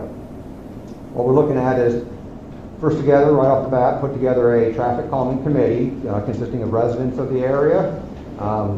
That committee will advise staff and the consultant on what they would like to see happen there, and we'll have some interaction back and forth. And based upon this input, we'll develop the physical and operational plan for traffic calming. Step 2 will be to refine that plan, refine those ideas, build consensus in the community, and then Step 3 is implementation, construction drawings, bidding, and actually getting the work done. As I mentioned earlier, there are some current opportunities to address traffic calming as part of the projects that are planned right now. As we install new sewer lines in the Dominic Hills area, we'll be reconstructing the roads. And I didn't pick this as a random picture. This is a sewer line project going in a residential neighborhood. This is what it looks like. So this is what we can expect as those roads are being reconstructed to lay the sewer lines down. So you're basically tearing everything up curb to curb. So as we put the roads back, we can address traffic calming at that time. Additionally, as we move forward on the Mohican Waterline Sidewalk project, we'll be able to address a problematic intersection that's been identified over the years at the corner of Mohican and Deloraine. It's a wide open intersection with very wide radii. People tend to roll through it a lot. It makes it easy to come in down Mohican or out in Deloraine and just keep rolling through there to cause problems there. There's a lot of kids that use that intersection to get to the school, so we want to be able to address that. The key to this is that we're going to have to move probably a little more quickly to provide the design engineers with some ideas and guidance on the specific measures that we want to take when we reconstruct those roads, so we can get those designs to the contractor, so while they're putting the roads back together, they can incorporate the traffic calming. So we actually have some fine opportunities in the midterm to take care of that. And then we continue the process with the other roads that identified a little bit earlier. So that's our plan. So what we're asking for tonight is to approve the 4-phase approach, approve the budget transfer of $34,500. That's going to come from the city manager's contingency. That'll be for the purchase of the radar signs and the contract with Tool Design, and authorize the city manager to execute contract with Tool Design for traffic calming services. So with that, Ian Lockwood's joined us tonight. I'd like to thank him for coming out, because as I told him right before the meeting, I can pretend to be a traffic engineer only so long before the questions get too tough. So he's here to answer any questions you might have. Ian, do you have any part of a presentation for us? Or do you have anything prepared, or would you like to speak for a minute? Mayor, City Council, and staff, I just want to say it's really nice to be doing work in my own city. I've been doing this for 34 years all over the country. I helped with the little bit of traffic calming that we did up to the schools there, pro bono with the Community Association years ago. And it'd be nice to allow some of these construction projects to do double duty. You don't have to put the curves back the way they are. You can put them back creatively and do a much nicer job of traffic calming if you do it permanently when you move the curve. So I really look forward to working with everyone in the community on this endeavor. And I'm happy to answer any questions you might have. Okay. Anybody have any questions of either? And you heard Mark's presentation, everything is good. And that would be what you would recommend is what he presented? I can talk for 12 hours about traffic calming, but that was a great overview. One of the rules of thumb is to follow the money, and if you're already investing money in a sewer project, it's best to really leverage that before you start inventing new things to spend money on. So I would do everything I can to make sure that when you put those curbs back, they're in the right place for long-term benefits for the neighborhood. That's the only thing I would add. As far as the speed limit from 25 to 20, is that something that you would see should be done sooner, or we should wait to see what the result of all these changes does before we do anything, or how do you feel about that? How I feel about that is I don't think changing the speed limit itself will make much difference. I think people drive how fast they feel comfortable, and I think over time we just need to change the physical infrastructure to encourage safer and more inclusive behavior out on the street. And as far as, now we have golf carts, which I kind of like. They're not spewing out carbon anyway, but I mean, when you incorporate these sorts of design changes, I mean, do you allow for all those different modes of transportation? Do you change what you're doing based on that, or do you? So we're in a point in history where there's a lot of what we call micro-mobility getting created, from e-bikes to e-scooters to hoverboards to you name it. And we're designing streets to accommodate all of those different user groups. And the key is to get the speed of the motorists down, because they're the most dangerous group on the street, and speed is the largest factor in terms of crashes and injuries and deaths. So if we get the speeds down, I think we'll have a much more inclusive Maitland, and it'll accommodate a whole variety of new technologies that haven't even been invented yet. I just think, this just dovetails perfectly with the sewer project, because, I mean, we can build a road system from scratch in a way, and almost become a demonstration project of how you account for all these new forms of mobility in a residential setting. And I love the fact that you're involved in this. We're lucky to have you in here, and the help you gave us on that Tuscarora sidewalk was I still thank you for that. So it's just, I think this kind of creates something that we can build from scratch, and then we can learn from, and we can incorporate in other areas of the city in years ahead. So I'm happy you're on board. I'm pleased to be here, and if you can think of some really cool streets that you've driven on in other places that caused you to want to go slowly, that's the kind of thing that we'd like to incorporate. The self-enforcing design. Okay, thank you. Do those signs that we're putting in, do they make a difference? Yes, they do. They increase awareness for as long as you have the signs there. I think people forget after you remove them, though. They're really good too if you have a sign and then you do enforcement, 400 yards up the road, because there's no excuse. You were actually warned. So I do think those signs make a difference. People become aware of how fast they're going. Some people never really look at their speedometer, so it gives them some feedback on how they're behaving. And the other, we've heard some requests for stop signs. What's the advice on the location of stop signs and placement of stop signs to also help with speed control? So that's, frankly, it's a misuse of stop signs. A lot of folks we call them political stop signs, unwarranted stop signs.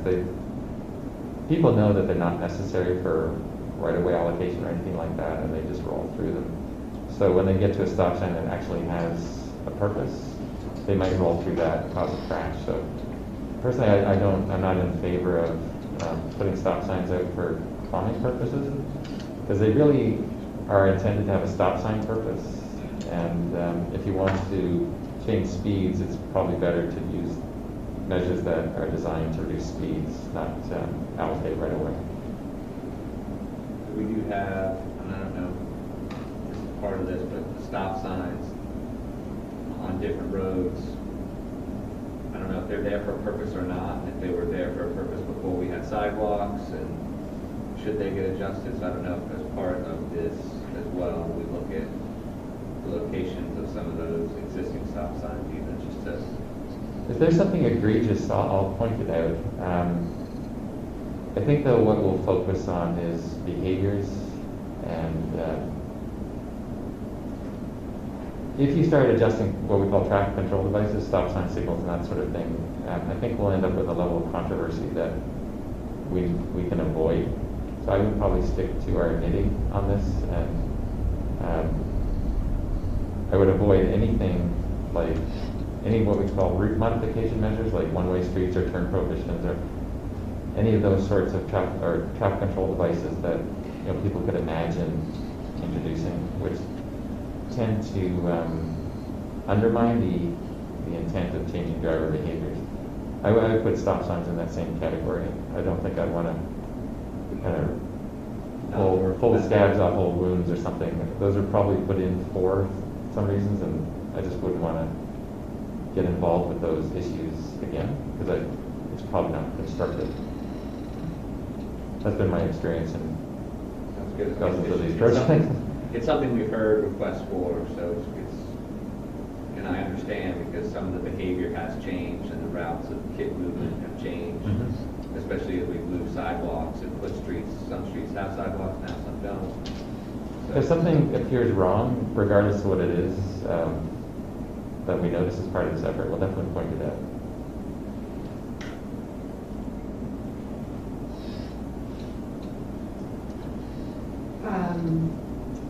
I appreciate that you are going to be working on this project. I think that your knowledge of the neighborhood is very important. I think it's also worth noting 3/5 of council lives in the affected area. So regardless of whether I think it's a good idea or not, there's a quorum to vote for it. That being aside, a small vocal minority has pushed for traffic calming in this neighborhood. But if we don't get it right, all 5 of us are going to be hearing from residents who are far more loud than the few people who have made their voices heard so far. What do you recommend needs to be done in order to make sure that we are doing this traffic calming in a way that is not going to impede our emergency services, is not going to slow down the school buses who need to get in and out of the neighborhoods, and is going to still make it so that the residents who live there are not annoyed and frustrated by these measures that have been done? Okay, there's a bunch of questions there. I'll do one at a time. So let's talk about the emergency services first. There's 2 types of traffic calming measures. There's what we call cross-section measures and retrofit measures. And the cross-section measures are removing lanes or narrowing lanes. It's changing the trajectory. It's creating sense of enclosure. And these are the sorts of things that are really easy to do if you're digging up the street. So, and they're the most effective type of measures. But they're the most expensive because you're moving curves or changing texture or that kind of thing. And you're affecting the cross section. The second type are the retrofit measures, the speed humps, cushions, mini circles, chicanes, all these inexpensive measures that you just plop down at spacings. And the key to getting a certain target speed achieved is the spacing between these retrofit measures. And the closer the spacing, the slower the speed.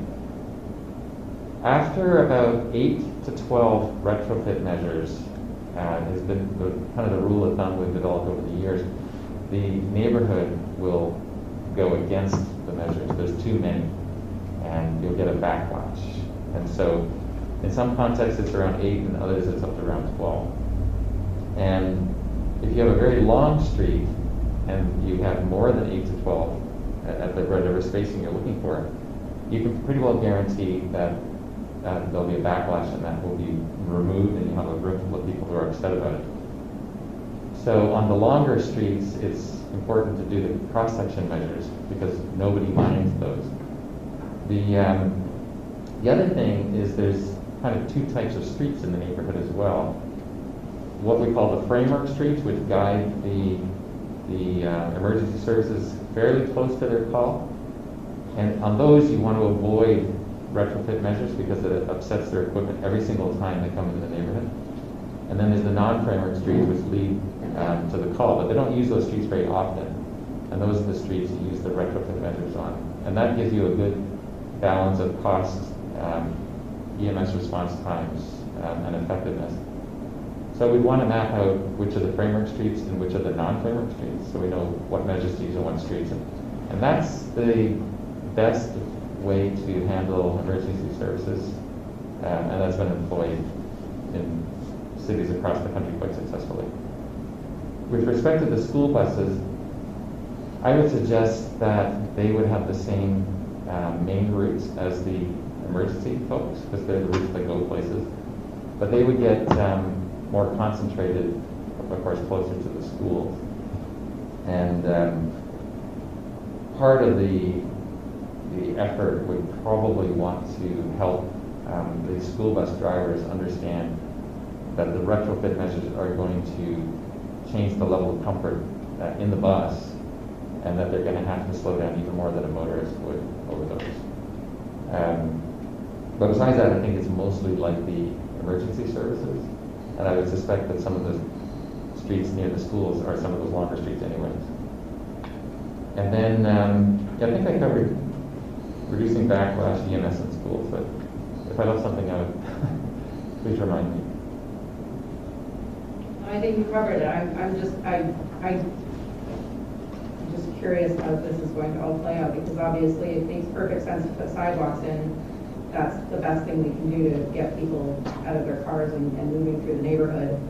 I'm just concerned that we haven't heard from all of the residents on their opinion about slowing down the traffic, and that if we suddenly start doing all of these things, that we're going to have more people show up and tell us that they didn't want this and they were perfectly happy with the way things were. So I just am trying to plan ahead and anticipate how we're going to address that. So I appreciate you with your answers. Thank you. I have a question about the school buses. So, not having kids, I still have a question about school buses. So I understand that school buses, the bus driver goes, picks up high school first, I think, and then comes back and then picks up, the next school. And, you made the statement that it's going to even slow it down more. Have you seen in other towns and cities you've done that becomes problematic with the timing of, with the buses getting to point A to point B and staying on time to pick up the next group of kids? No, I haven't, but I would suggest that whoever's doing the timing for the school buses should think about appropriate speeds in the neighborhood anyway. And, so if they're speeding in the neighborhood, that's a problem as well. So I think they should behave just like everybody else, to tell you the truth. I think the school bus issue, though, has helped a little bit because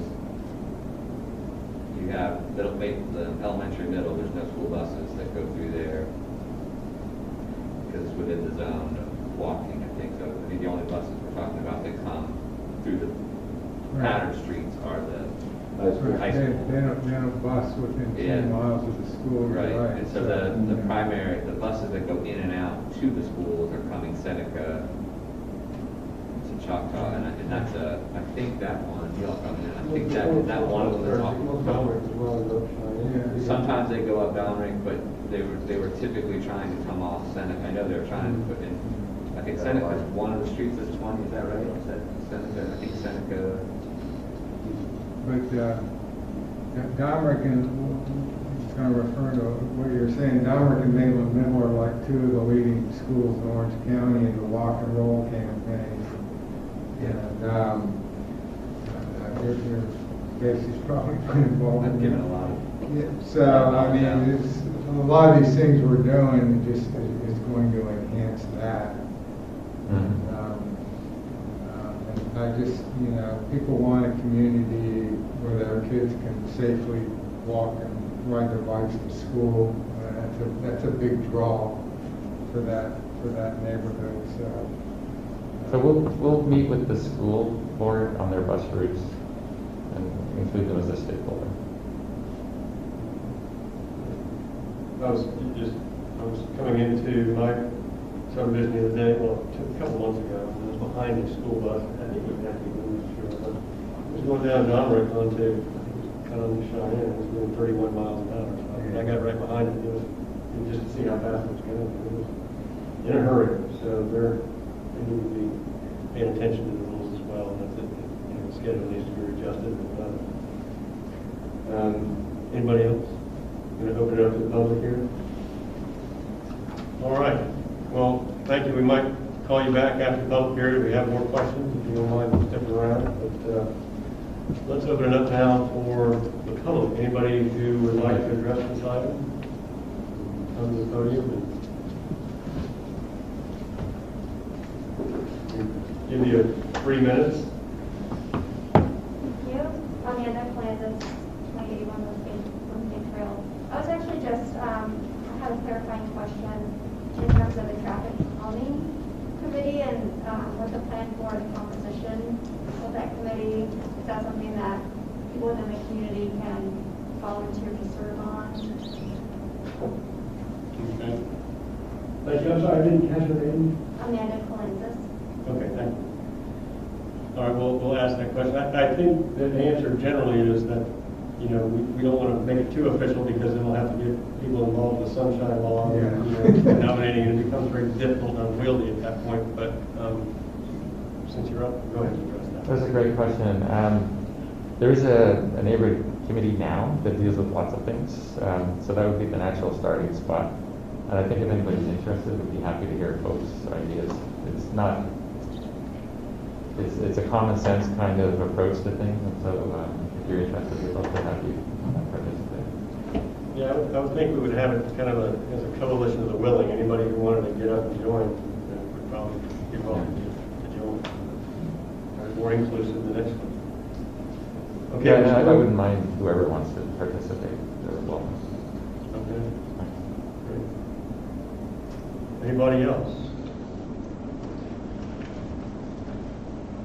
Hello, Ryan Calb from 2090 Goldwater, and I just wanted to say thank you so much for putting all this together, this presentation together, putting all these thoughts together, and for Ian for you know, dedicating your time and knowledge to this cause as well. And I'm encouraged and excited to see like how we have such a unique opportunity with the sewer work to redesign and to relay out our road systems in the neighborhood. And I'm just interested in, maybe I can ask, and my whole perspective on the situation has been with the speed limit of 25 miles per hour. It seems between you know, historical or, you know, empirical speed limit citations that have been issued and the conversations I've had with the police officer monitoring the stop sign across the street for me, saying that, you know, it'd take a speed of 6 to 7 miles per hour over the speed limit to generate a citation for speeding. And then also in the speed study, they mentioned that speeding was considered +6 over the speed limit, so 31 miles per hour. So when we talk about enhanced enforcement, what speeds are we talking about enforcing? Are we talking about 25 miles per hour like the posted speed limit? Or are we talking 31 to 32? And, you know, you look at the different data for pedestrian speeding and fatalities and whatnot at speed of 32 miles an hour. You know, you're at a 40 or 50% fatality rate versus 20, or it's like maybe 10%. So I'm encouraged with the increased enforcement, you know, or discussion of that, but at what point, at what level, what speeds will we be issuing traffic citations? And are we talking about 31 to 32? And if we put in various barriers and you know, obstacles for drivers, will that just generate increased acceleration and deceleration between those two kind of pinch points? And if we have monitoring and feedback signals going on or available or showing speeders or showing drivers their speed, you know, I understand that there's some concerns of, you know, making everyone an illegal driver or whatnot, but we're really talking about speeds or an enforcement speed of 26 to 27. So I just wanted, you know, maybe I can ask a clarifying question: what speeds will we actually be enforcing for traffic citations? Are we still talking 31 to 32? And will that perceived risk, you know, to other pedestrians using that road with cars going 30 miles an hour, like the school bus we just saw, is that disincentive for pedestrians to use the roadways along with the drivers? So does 25 really mean 31 to 32 before we can do anything about it? Thank you so much. Okay, thank you. Is there anybody else who would like to address this? Okay, yeah, and we'll bring that up to, I think those are good questions. I think those are... Can I address this obstacles question?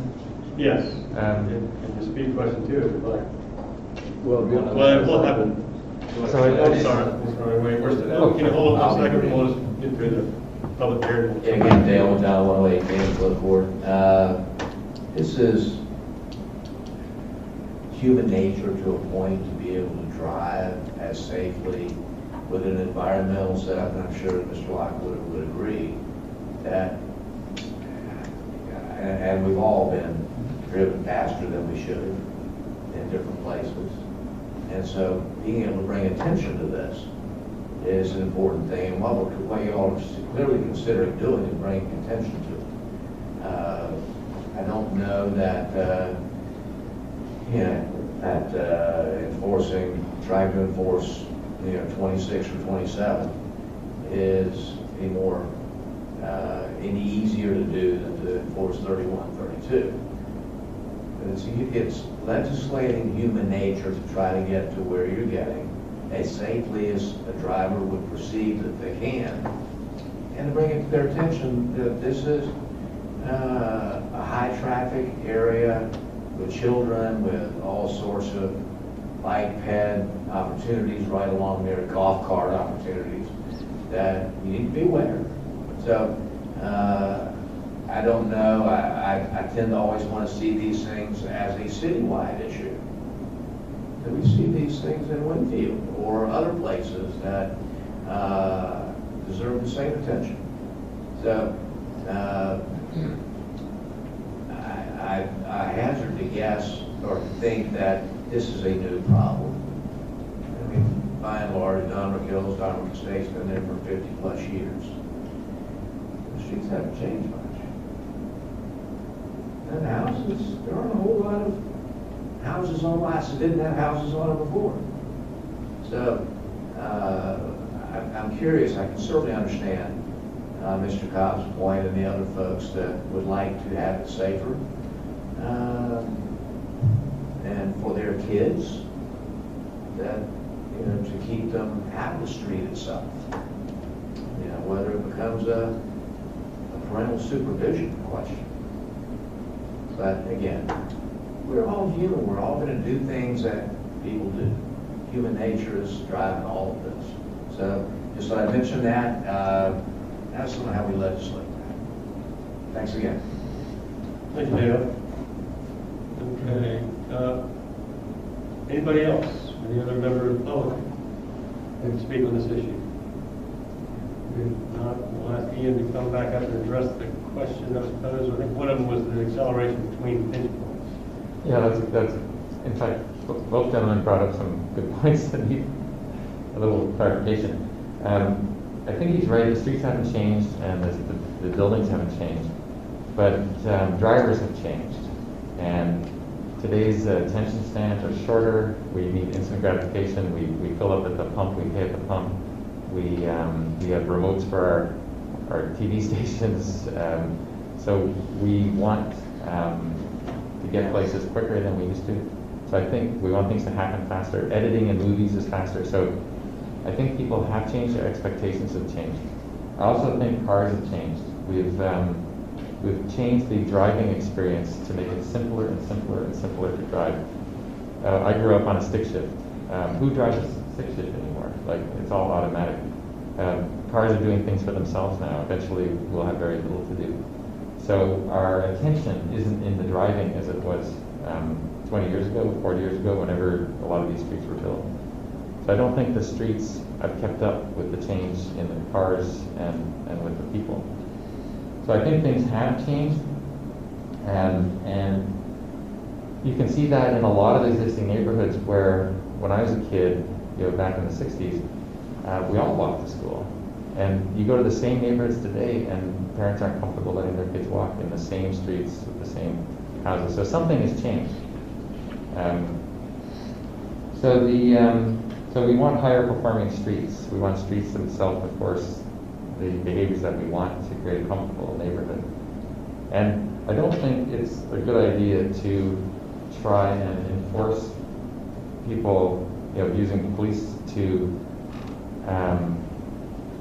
with peer enforcement to make folks want to behave. I think that's a short-term thing on occasion, which is useful. But I think in the long run, we want the streets to invoke the sorts of behaviors that are desirable. And I think as drivers, we all know that when we're on certain types of streets, we go further just naturally. Like when you're on 436 or 1792, you just go faster. When you're on Horatio, you go faster. When you're on the neighborhood streets, you go slower. And if you're on redesigned neighborhood streets, you go slower than that. And it won't bother anybody because that's what they expect on those streets. If you put stop signs at every intersection, you will get what we call like a sinusoidal speed profile. People go slow as they run through the stop sign slowly, and then they'll speed up to make up time because of the foot of the stop sign, and then they'll slow down again. What we're trying to achieve is a steadier, more even speed profile on the street, where stopping distances are shorter, people aren't trying to make up time, that they just chill and relax. They're in the neighborhood. They're no longer in a rush like they would have been on some of the streets that create a different expectation. So I think we want to, through the design, manage expectations, manage behaviors, and create an environment that all the users are comfortable. So with respect to the obstacle, one of the signs of a good traffic calming plan, and it was mentioned up on DAS as well, about people being upset about these perceived obstacles. If we do it well, on the streets where you go places, hopefully we can achieve it through the cross-section measures, and people won't even know that those measures are slowing them down. On the retrofit measures, if we can do double duty, a speed hump, like when you're on Derbyshire, for example, you've got speed hump after speed hump after speed hump, and they are perceived as obstacles. If you have a flat top speed hump, which is also a pedestrian crossing, it does this exact same thing as a regular speed hump, but everyone sees it as a crossing, and they're cool with that. And so we'll try and use more than one reason to have something in the street, so it's not perceived as an obstacle, and people will be much happier with it. But there's a little bit of science to this, there's a little bit of art to it, and there's a whole lot of community involvement and education. So when these things go in, they don't go in because I want to put them in. They go in because we have a consensus on what makes sense in the context. And I think with that, people will be happier with it, and it'll be more effective. So that's what I wanted to address. Thank you. Good, thank you. Can I ask a quick question to Councilperson Paul Harris's point? We don't want everybody coming back and being like, what are you doing? This is crazy.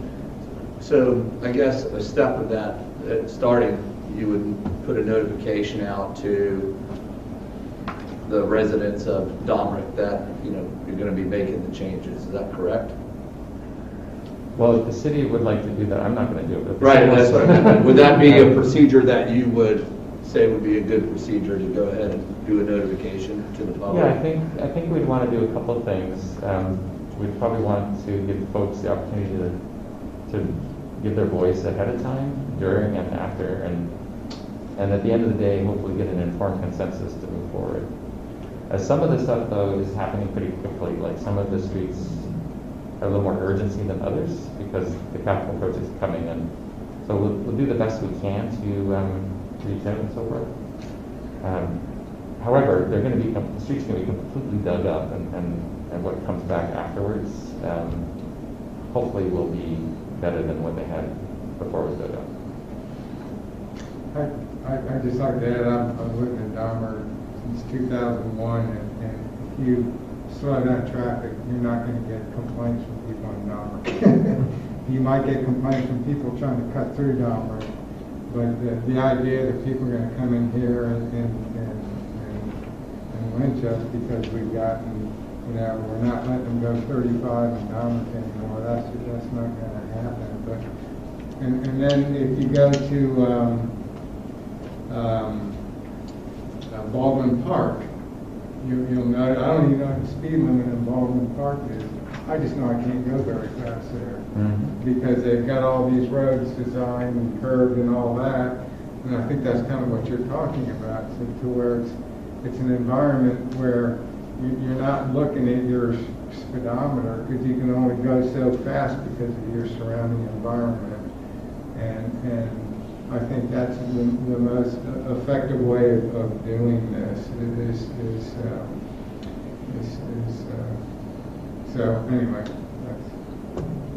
And one of the other issues, I think, was that what got brought up by Mr. Calvin, and I wanted to have that addressed as well, and I'm not sure it's Lockwood's province or the police chief who was so nobly presented in the presentation there. Had a nice picture there. That was wonderful. A good-looking police. Yeah, I'm going to pull you over. You're not going to want to be pulled over by this guy. But I think that part of it is enforcement, and I think, Mr. Calvin brought up a good point, and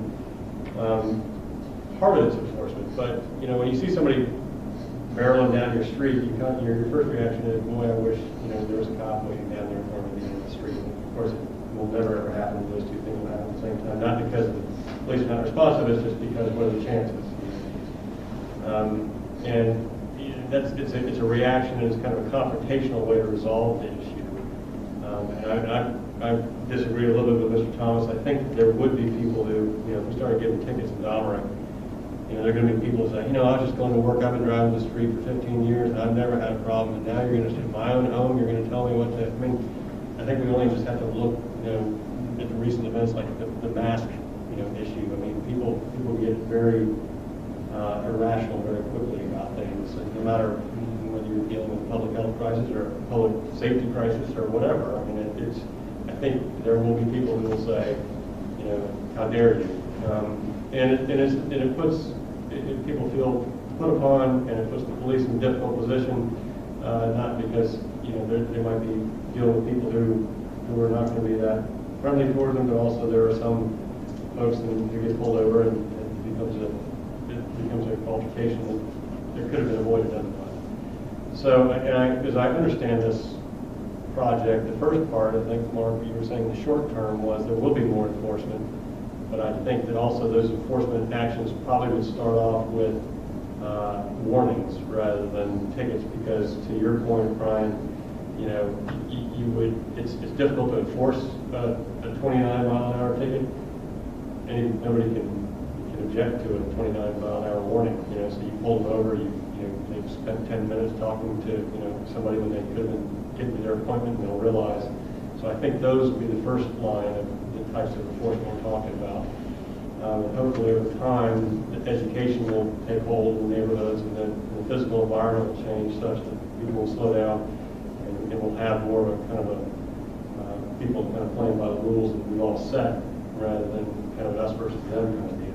But I may ask Mark to speak to that, or even if you have a good point on that, or perhaps the chief could let us in on what the enforcement would look like for the short and long term. Well, I'll start while the chief comes up, but I think the police probably have a lot of other things they could be doing with their time if the streets would self-enforce the speeds we want.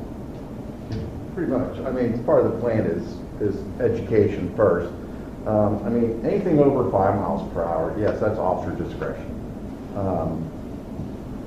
So usually an officer uses that for the stop, not for a citation. We try to educate before we penalize, especially in a neighborhood environment where 98% of people are going to make contact live there. It's just not something we would do right off the bat. And even then, just keep a note of that.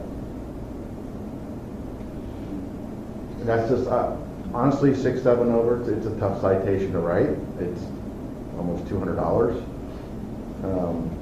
which the city does not receive anything from that. All goes to the state, so that's why I prefer education first. We roll citations if needed, but we try to veer away from that first.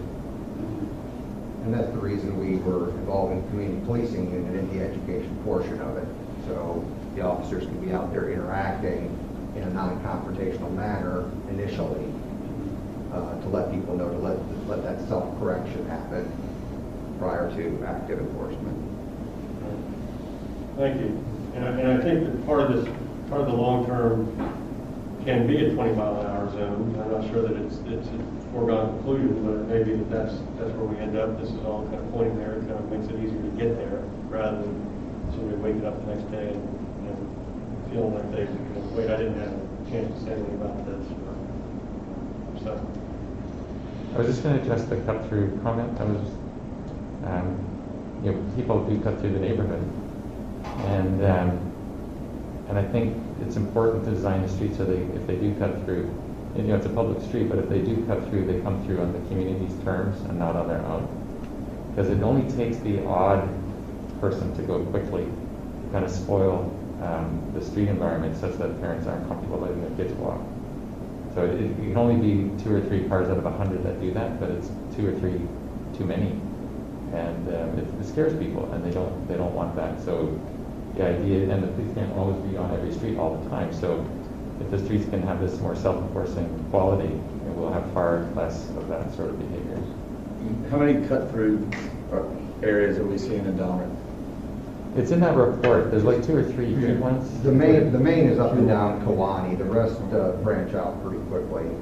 There's a little bit one when you come in Tuscarora and work over toward Mohican, but primarily it's Kalani, north and south on Kalani. And then somebody brought up Baldwin Park, and our firm had an involvement in Baldwin Park when it was designed. And a lot of those streets are what we call yield streets. And so when there's parked cars on one side, it's still a two-way street, but only one car can fit at a time. And none of our streets are like that in our community. And for streets with less traffic than 1,500 cars per day, the probability of 2 cars meeting is low enough that you can do that. So that's something we should think about, because we can have much more tree canopy, less impervious surface, all kinds of cool outcomes. And like the gentleman was saying, that you don't even look at your speed. You're just driving, just like you do in Baldwin Park.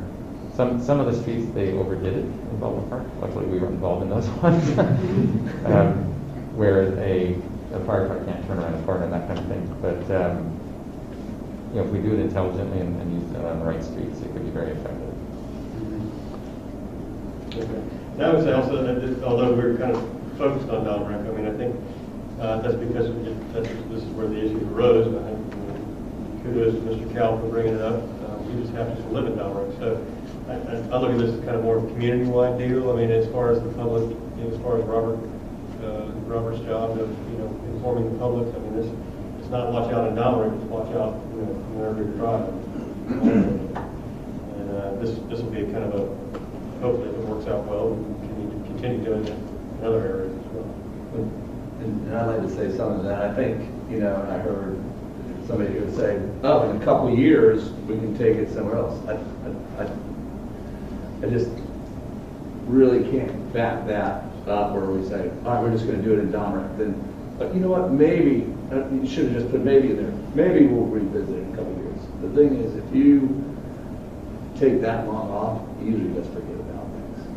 So things don't get done, So I would suggest that, once it's done there, we start looking at other parts and not wait years to do it. I mean, as I made a little list here of things, there's Adams across the street, that's got problems.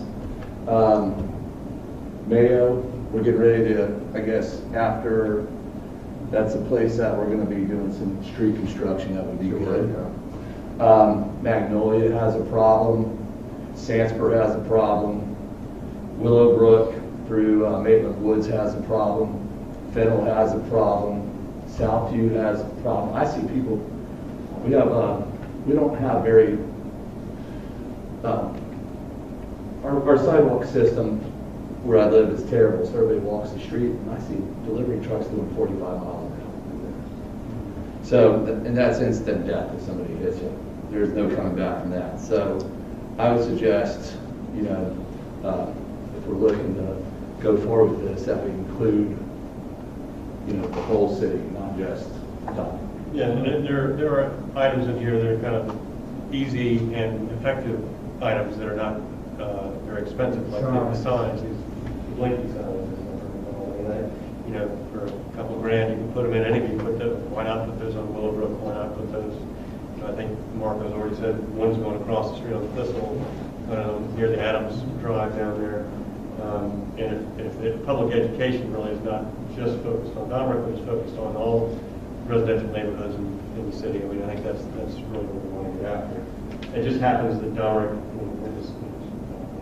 stick this all on Mr. Calvin's shoulders, but it also is a place where we have a couple of schools that draw people in, and we have a cut-through issue there as well. So, yeah, so it's kind of a, it's Well, I agree, man. That's why I use the term demonstration project, because,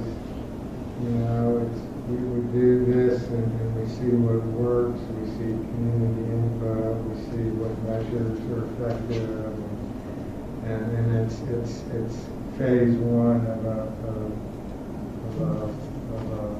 traffic plan that should incorporate the entire city and taking the new means of travel and golf carts and bikes and whatever. Yeah, but I'm just saying, even the traffic calming, I mean, we know what roads are problematic. Yeah. You know it's Magnolia, it's Adams, the ones where people are just trying to get home as fast as they can. So, I mean, I would entertain us making those a little, putting islands in them, like with the trees, making it more decorative and making the road smaller. I mean, that's part of what we're looking at in our budget right now is, putting in more trees in the city anyway, so it comes at an appropriate time. People do 60 along Horatio, which is a 35 while I'm walking my child to school. I don't see anyone talking about doing any traffic calming on Horatio. Just saying.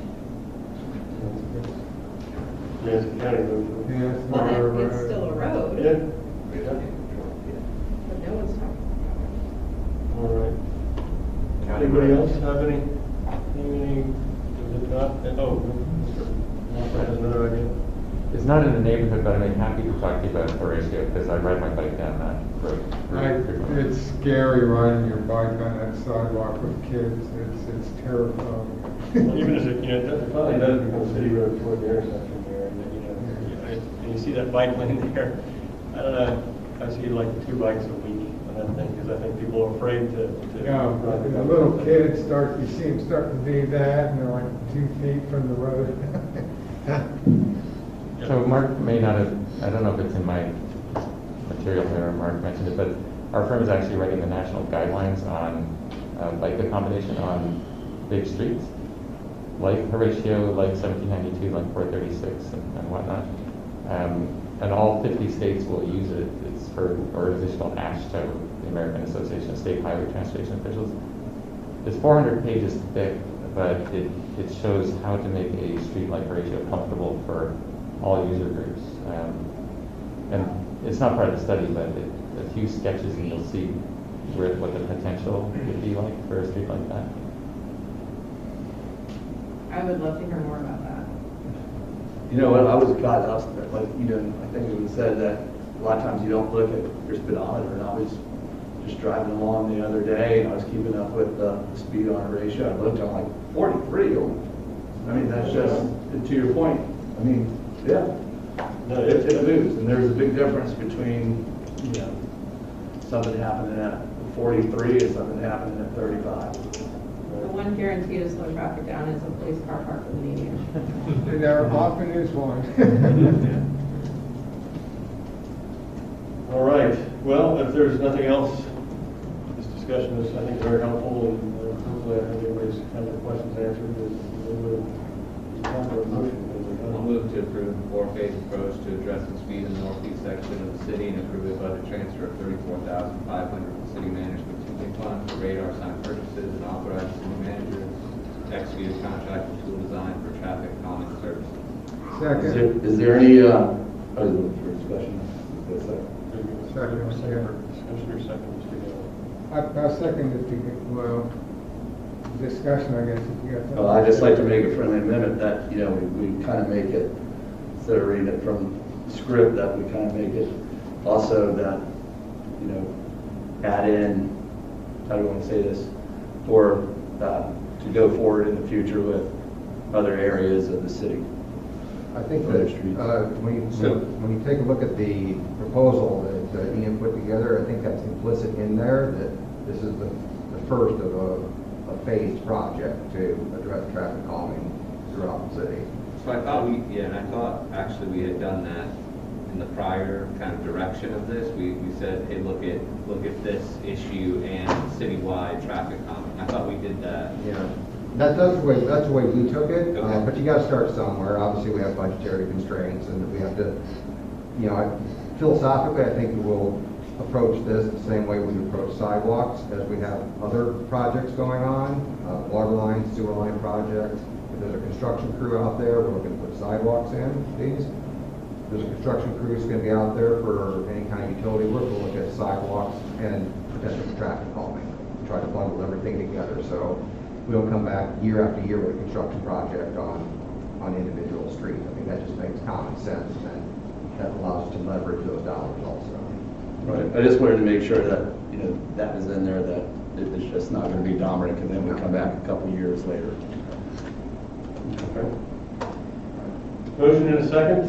Captain, you call the roll. Councilmember Hall Harrison. Aye. Councilmember Thomas. Aye. Councilmember Wild. Aye. Councilmember Guthrie. Aye. Mayor Lennox. Aye. Excellent. Next item is reports. Mr. City Attorney. Actually, you have to defer that consent. Oh, I'm sorry, you're right. I forgot to do item number 3. One second, please. So we're down to, we pulled item number 4 from the consent agenda. It's now item number 3 in decisions. I just wanted to make a point, and I think I made it briefly, and maybe invite Mark to speak to this, Mark Walsh.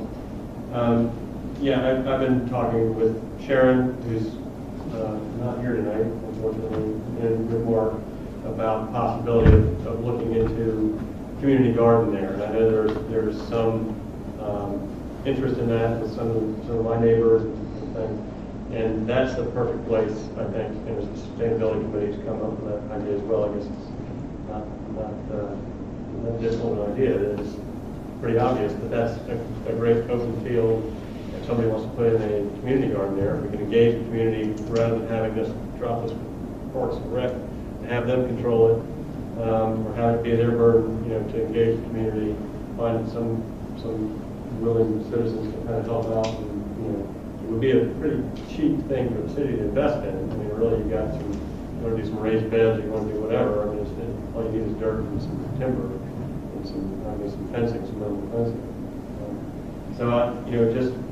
I think the point really was that, when we're going to build a playground over there, we don't want to kind of block out prime area for future items, including a decent-sized community garden. I don't know how big that would be, as big as this room, or half as big as this room. Mark, do you have anything further on that as a sustainability chairman? I have an image that I sent to Kathy and to Maria and Sharon. I don't know if we can pull it up, just as a visual.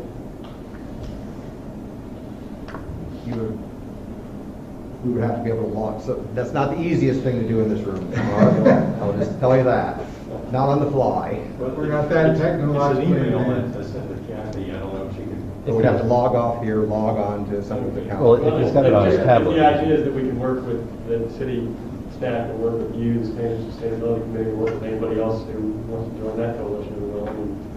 I don't think it's a conflict. I think that it's just a matter of a design that allows a little bit more flexibility of where these facilities, the swing sets, the picnic, and those things are going.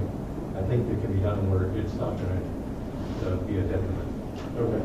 But if it's okay that as a citizen, I'd like to work with Jay, or as a sustainability committee, however you'd like to.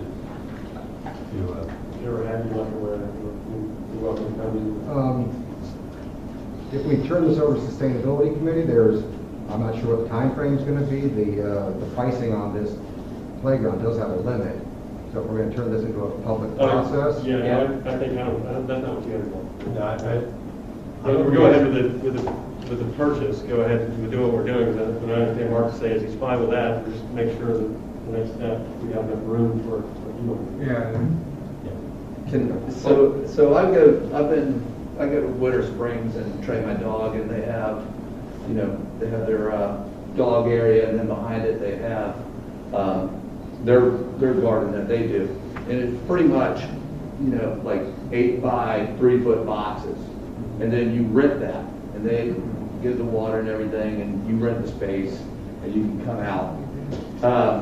Winter Springs, I think, is probably this area is probably a quarter of the size of this area. It's probably just about 12 boxes across, and that's pretty much the area they have. Sometimes, there's some that nobody's done anything with. Some are, flowers. Some are, vegetables. But it's not like a huge thing that would take up this room. It's a much smaller area. In fact, that's one of the things that I would suggest is we really think about where this would go, because you don't want to just go put it out in the middle of that lot and then take up room for other things we want to do in the future. And I think we have enough room with it looked like a fairly modest park improvement, and we probably get a lot of bang for your buck out of what you got there. Yeah, and it looks like there's still over an acre of direct sun space in the park, so even in the current configuration. Well, I think, like the mayor said, it's floorboards and dirt. You go down to Domrick and they have a community garden for the school. Each grade level has its plot, and they grow vegetables and stuff in there. And Lisa Rotenberger was a teacher who lives in Domrick, kind of spearheaded that. But it's not a big, expensive thing. It's just, they just, to build that, they just got volunteers, and they put the boards together, and they brought in some dirt and bada bing. Yeah, these in Winter Springs are off the ground, probably about waist high. So you can work and you don't have to bend over. And you should have to till the soil, I think. We just did a project over at Hungerford. These things can get difficult to maintain. We did a garden project over there, and just over the summer, the weeds got. Yeah. If they're not. If it doesn't work, we turn it into a dog park. Yeah, but I think, Mark, am I hearing a little bit of reluctancy to say, you've got this all teed up in this certain location, you've got this designed in this location? I'm just trying to understand. Well, I'm just saying, there can be adjustments made for sure, but there's going to be constraints based upon where the current trees are and how much flexibility we have. We certainly don't want to put a playground that's all packed together, so the swing and slide areas conflict with each other. So there are things like that from a playground design standpoint, we like to take into consideration. And I thought one of the benefits of this was that it was ready to go, and this was from that budget. Yep. So I don't know if delaying, how much delay we want to go with, and then I think if it goes to sustainability, then should it go to parks, because isn't this really a park? So it's just, I think we're getting complicated here. Agreed. Right. My only point, I think, to really bring it back for this to approve again is just to put people on notice and have some idea that we're going to work together on this going forward. Is that one project should not be another. So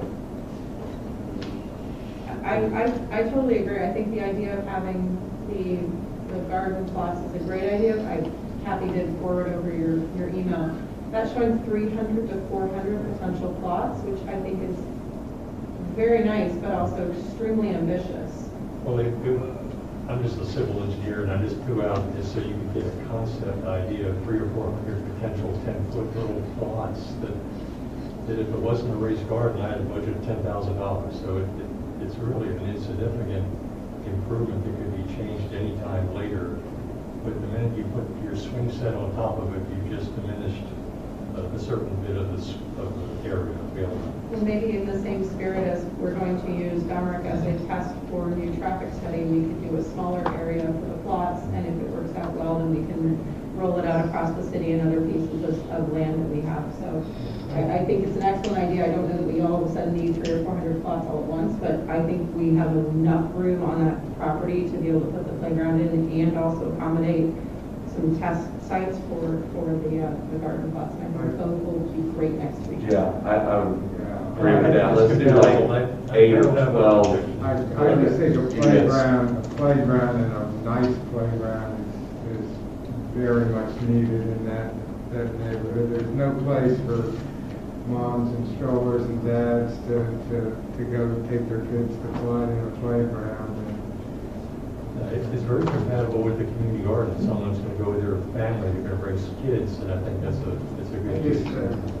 I agree, I like the idea, but also going slow and seeing how much it catches on, but I just, you know, growing up in Kid World and having my own kids, it's just that playground is a real gathering point.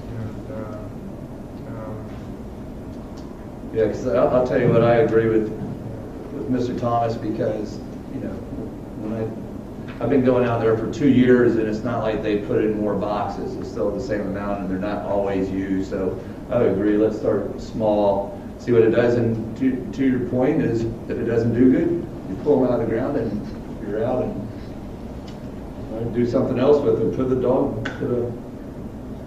In fact, so let's be appropriate for a motion to approve this park. Number 4 from the consent agenda. Judge, Mayor, I'm a little bit confused on the direction on here. Clearly, the park proposal is before us.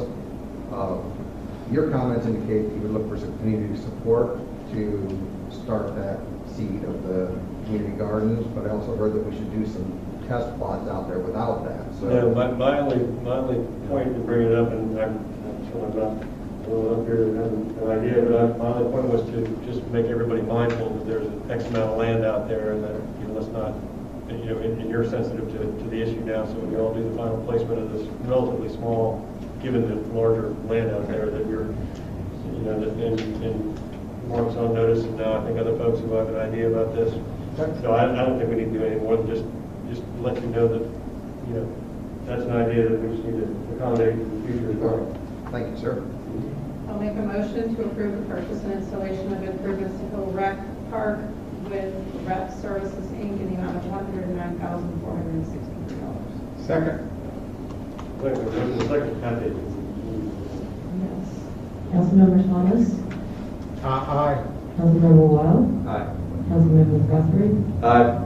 Councilmember Paul Harrison? Aye. Mayor Lux? Aye. Okay, now, Mr. City Attorney, will give me 20 minutes to think about it. You want to get a report? The answer is, I have passed my questioning time to my good friend, Mr. Reddington. He has a question for you, but I have none. Happy to answer any you have. Okay. Based on the discussion that we heard under the public appearances, if the contractor doesn't perform, I'm assuming no one up here would object if we go after them for that amount of money. No. Legally. No. No objections. No hearing objections. Now, you're not going after the contract, you're going after the bond that's already available. Yes, So- yes. That's correct. I would intend to reach out to Mr. Beach, who is apparently now back from vacation, which is, I guess, why he's visiting Monday and Friday, to find out if he really could make me swing to write the check that they're supposed to write my obligation for. So we'll see. And just for the record, that there's been plenty of back and forth, and plenty of abilities for this to be settled in another way. It didn't happen. 100% that's accurate. Okay, so 2 down. Or do you have anything more? No, sir. And we're just, we're missing Sharon tonight, and I'm sure she's listening in, because she's got nothing else. I know Maria is. We're sorry that Sharon's not here. We're very happy that Mark is here, but we're sorry Sharon's not here. She had an incident, and but she'll be with us soon. So, anybody else? Any city council reports? No, I've got nothing. I do think, and it's not tonight, but the dog situation on that front lawn, we were going to revisit it, I think, and I think we kicked that down the road, but I don't know if that's something we want to. Did you watch all of that? As I sit here, I didn't watch all the dogs, and we decided, I think the last meeting was, let's defer it for another, let's remove the, is that right, Mark? Yes. Yeah, so I think at some point we have to just accept that that's what's happening and work with it somehow. Because I clearly, there's lots of dogs. I just, you know, when the current dog's there, and then when we have 200 more dogs moving in over there, you know, and we had that one little piece of grass for them to all go in. So, that is going to happen. Yeah, the no dogs allowed is not. Mike, do you want to bring it back to the agenda, or? I think at some point. Discussion? Yeah, I think at some point we just have to. I'll take a look at how the next couple of agendas lay Yeah, out. and I mean, I'm just, like I said, when I sit here and I watch all the people take their dogs out, and I'm reminded that we kind of quickly said to Jay, remove that dog station that was put out there just because we weren't sure what we were doing. And so it's just some point we should think about it. I thought we decided that Jay was going to personally enforce it. You can issue warnings first, I think. Yeah. All right. Lindsay, do you have anything? Go get vaccinated. Yes. Yeah. All right. Mike? Line up for a booster. Yeah, I tell you what, I just wanted to say, the other night, my wife and a friend, we did the Chamber of Commerce trivia online. That was a lot of fun, a lot of that they did, and I think it was like $25 he signed up. It was a couple hours, and it was a good time. So I even won a prize. I won't say what it is, but I won a prize. All right. Yeah, my only comment is Vance and I had a date night the other night. We went to the Asbury Methodist Church, and the dinner date. Yes, the Community for the Preservation of Eatonville put on a really good show about the kind of the interconnection between Maitland and Eatonville historically, and learning about Hungerford and all those things. It was really quite nice. And they're going to do a couple more of them. They're going to put them around. I think their next one might be Lake Lily or some other place. But I would recommend anybody who's interested in the history of Maitland and Eatonville. It's a really... Oh, it was amazing what I didn't know. Right. There's a University of Central Florida history professor who's got this like a dog with a bone, and he's just not letting it loose. So he's shaking out all kinds of amazing history about what's going on. I think he's a Maitland resident too, right? I think so. Yeah. So he's doing a great job. Anyway, that's all I have. All right, we're adjourned.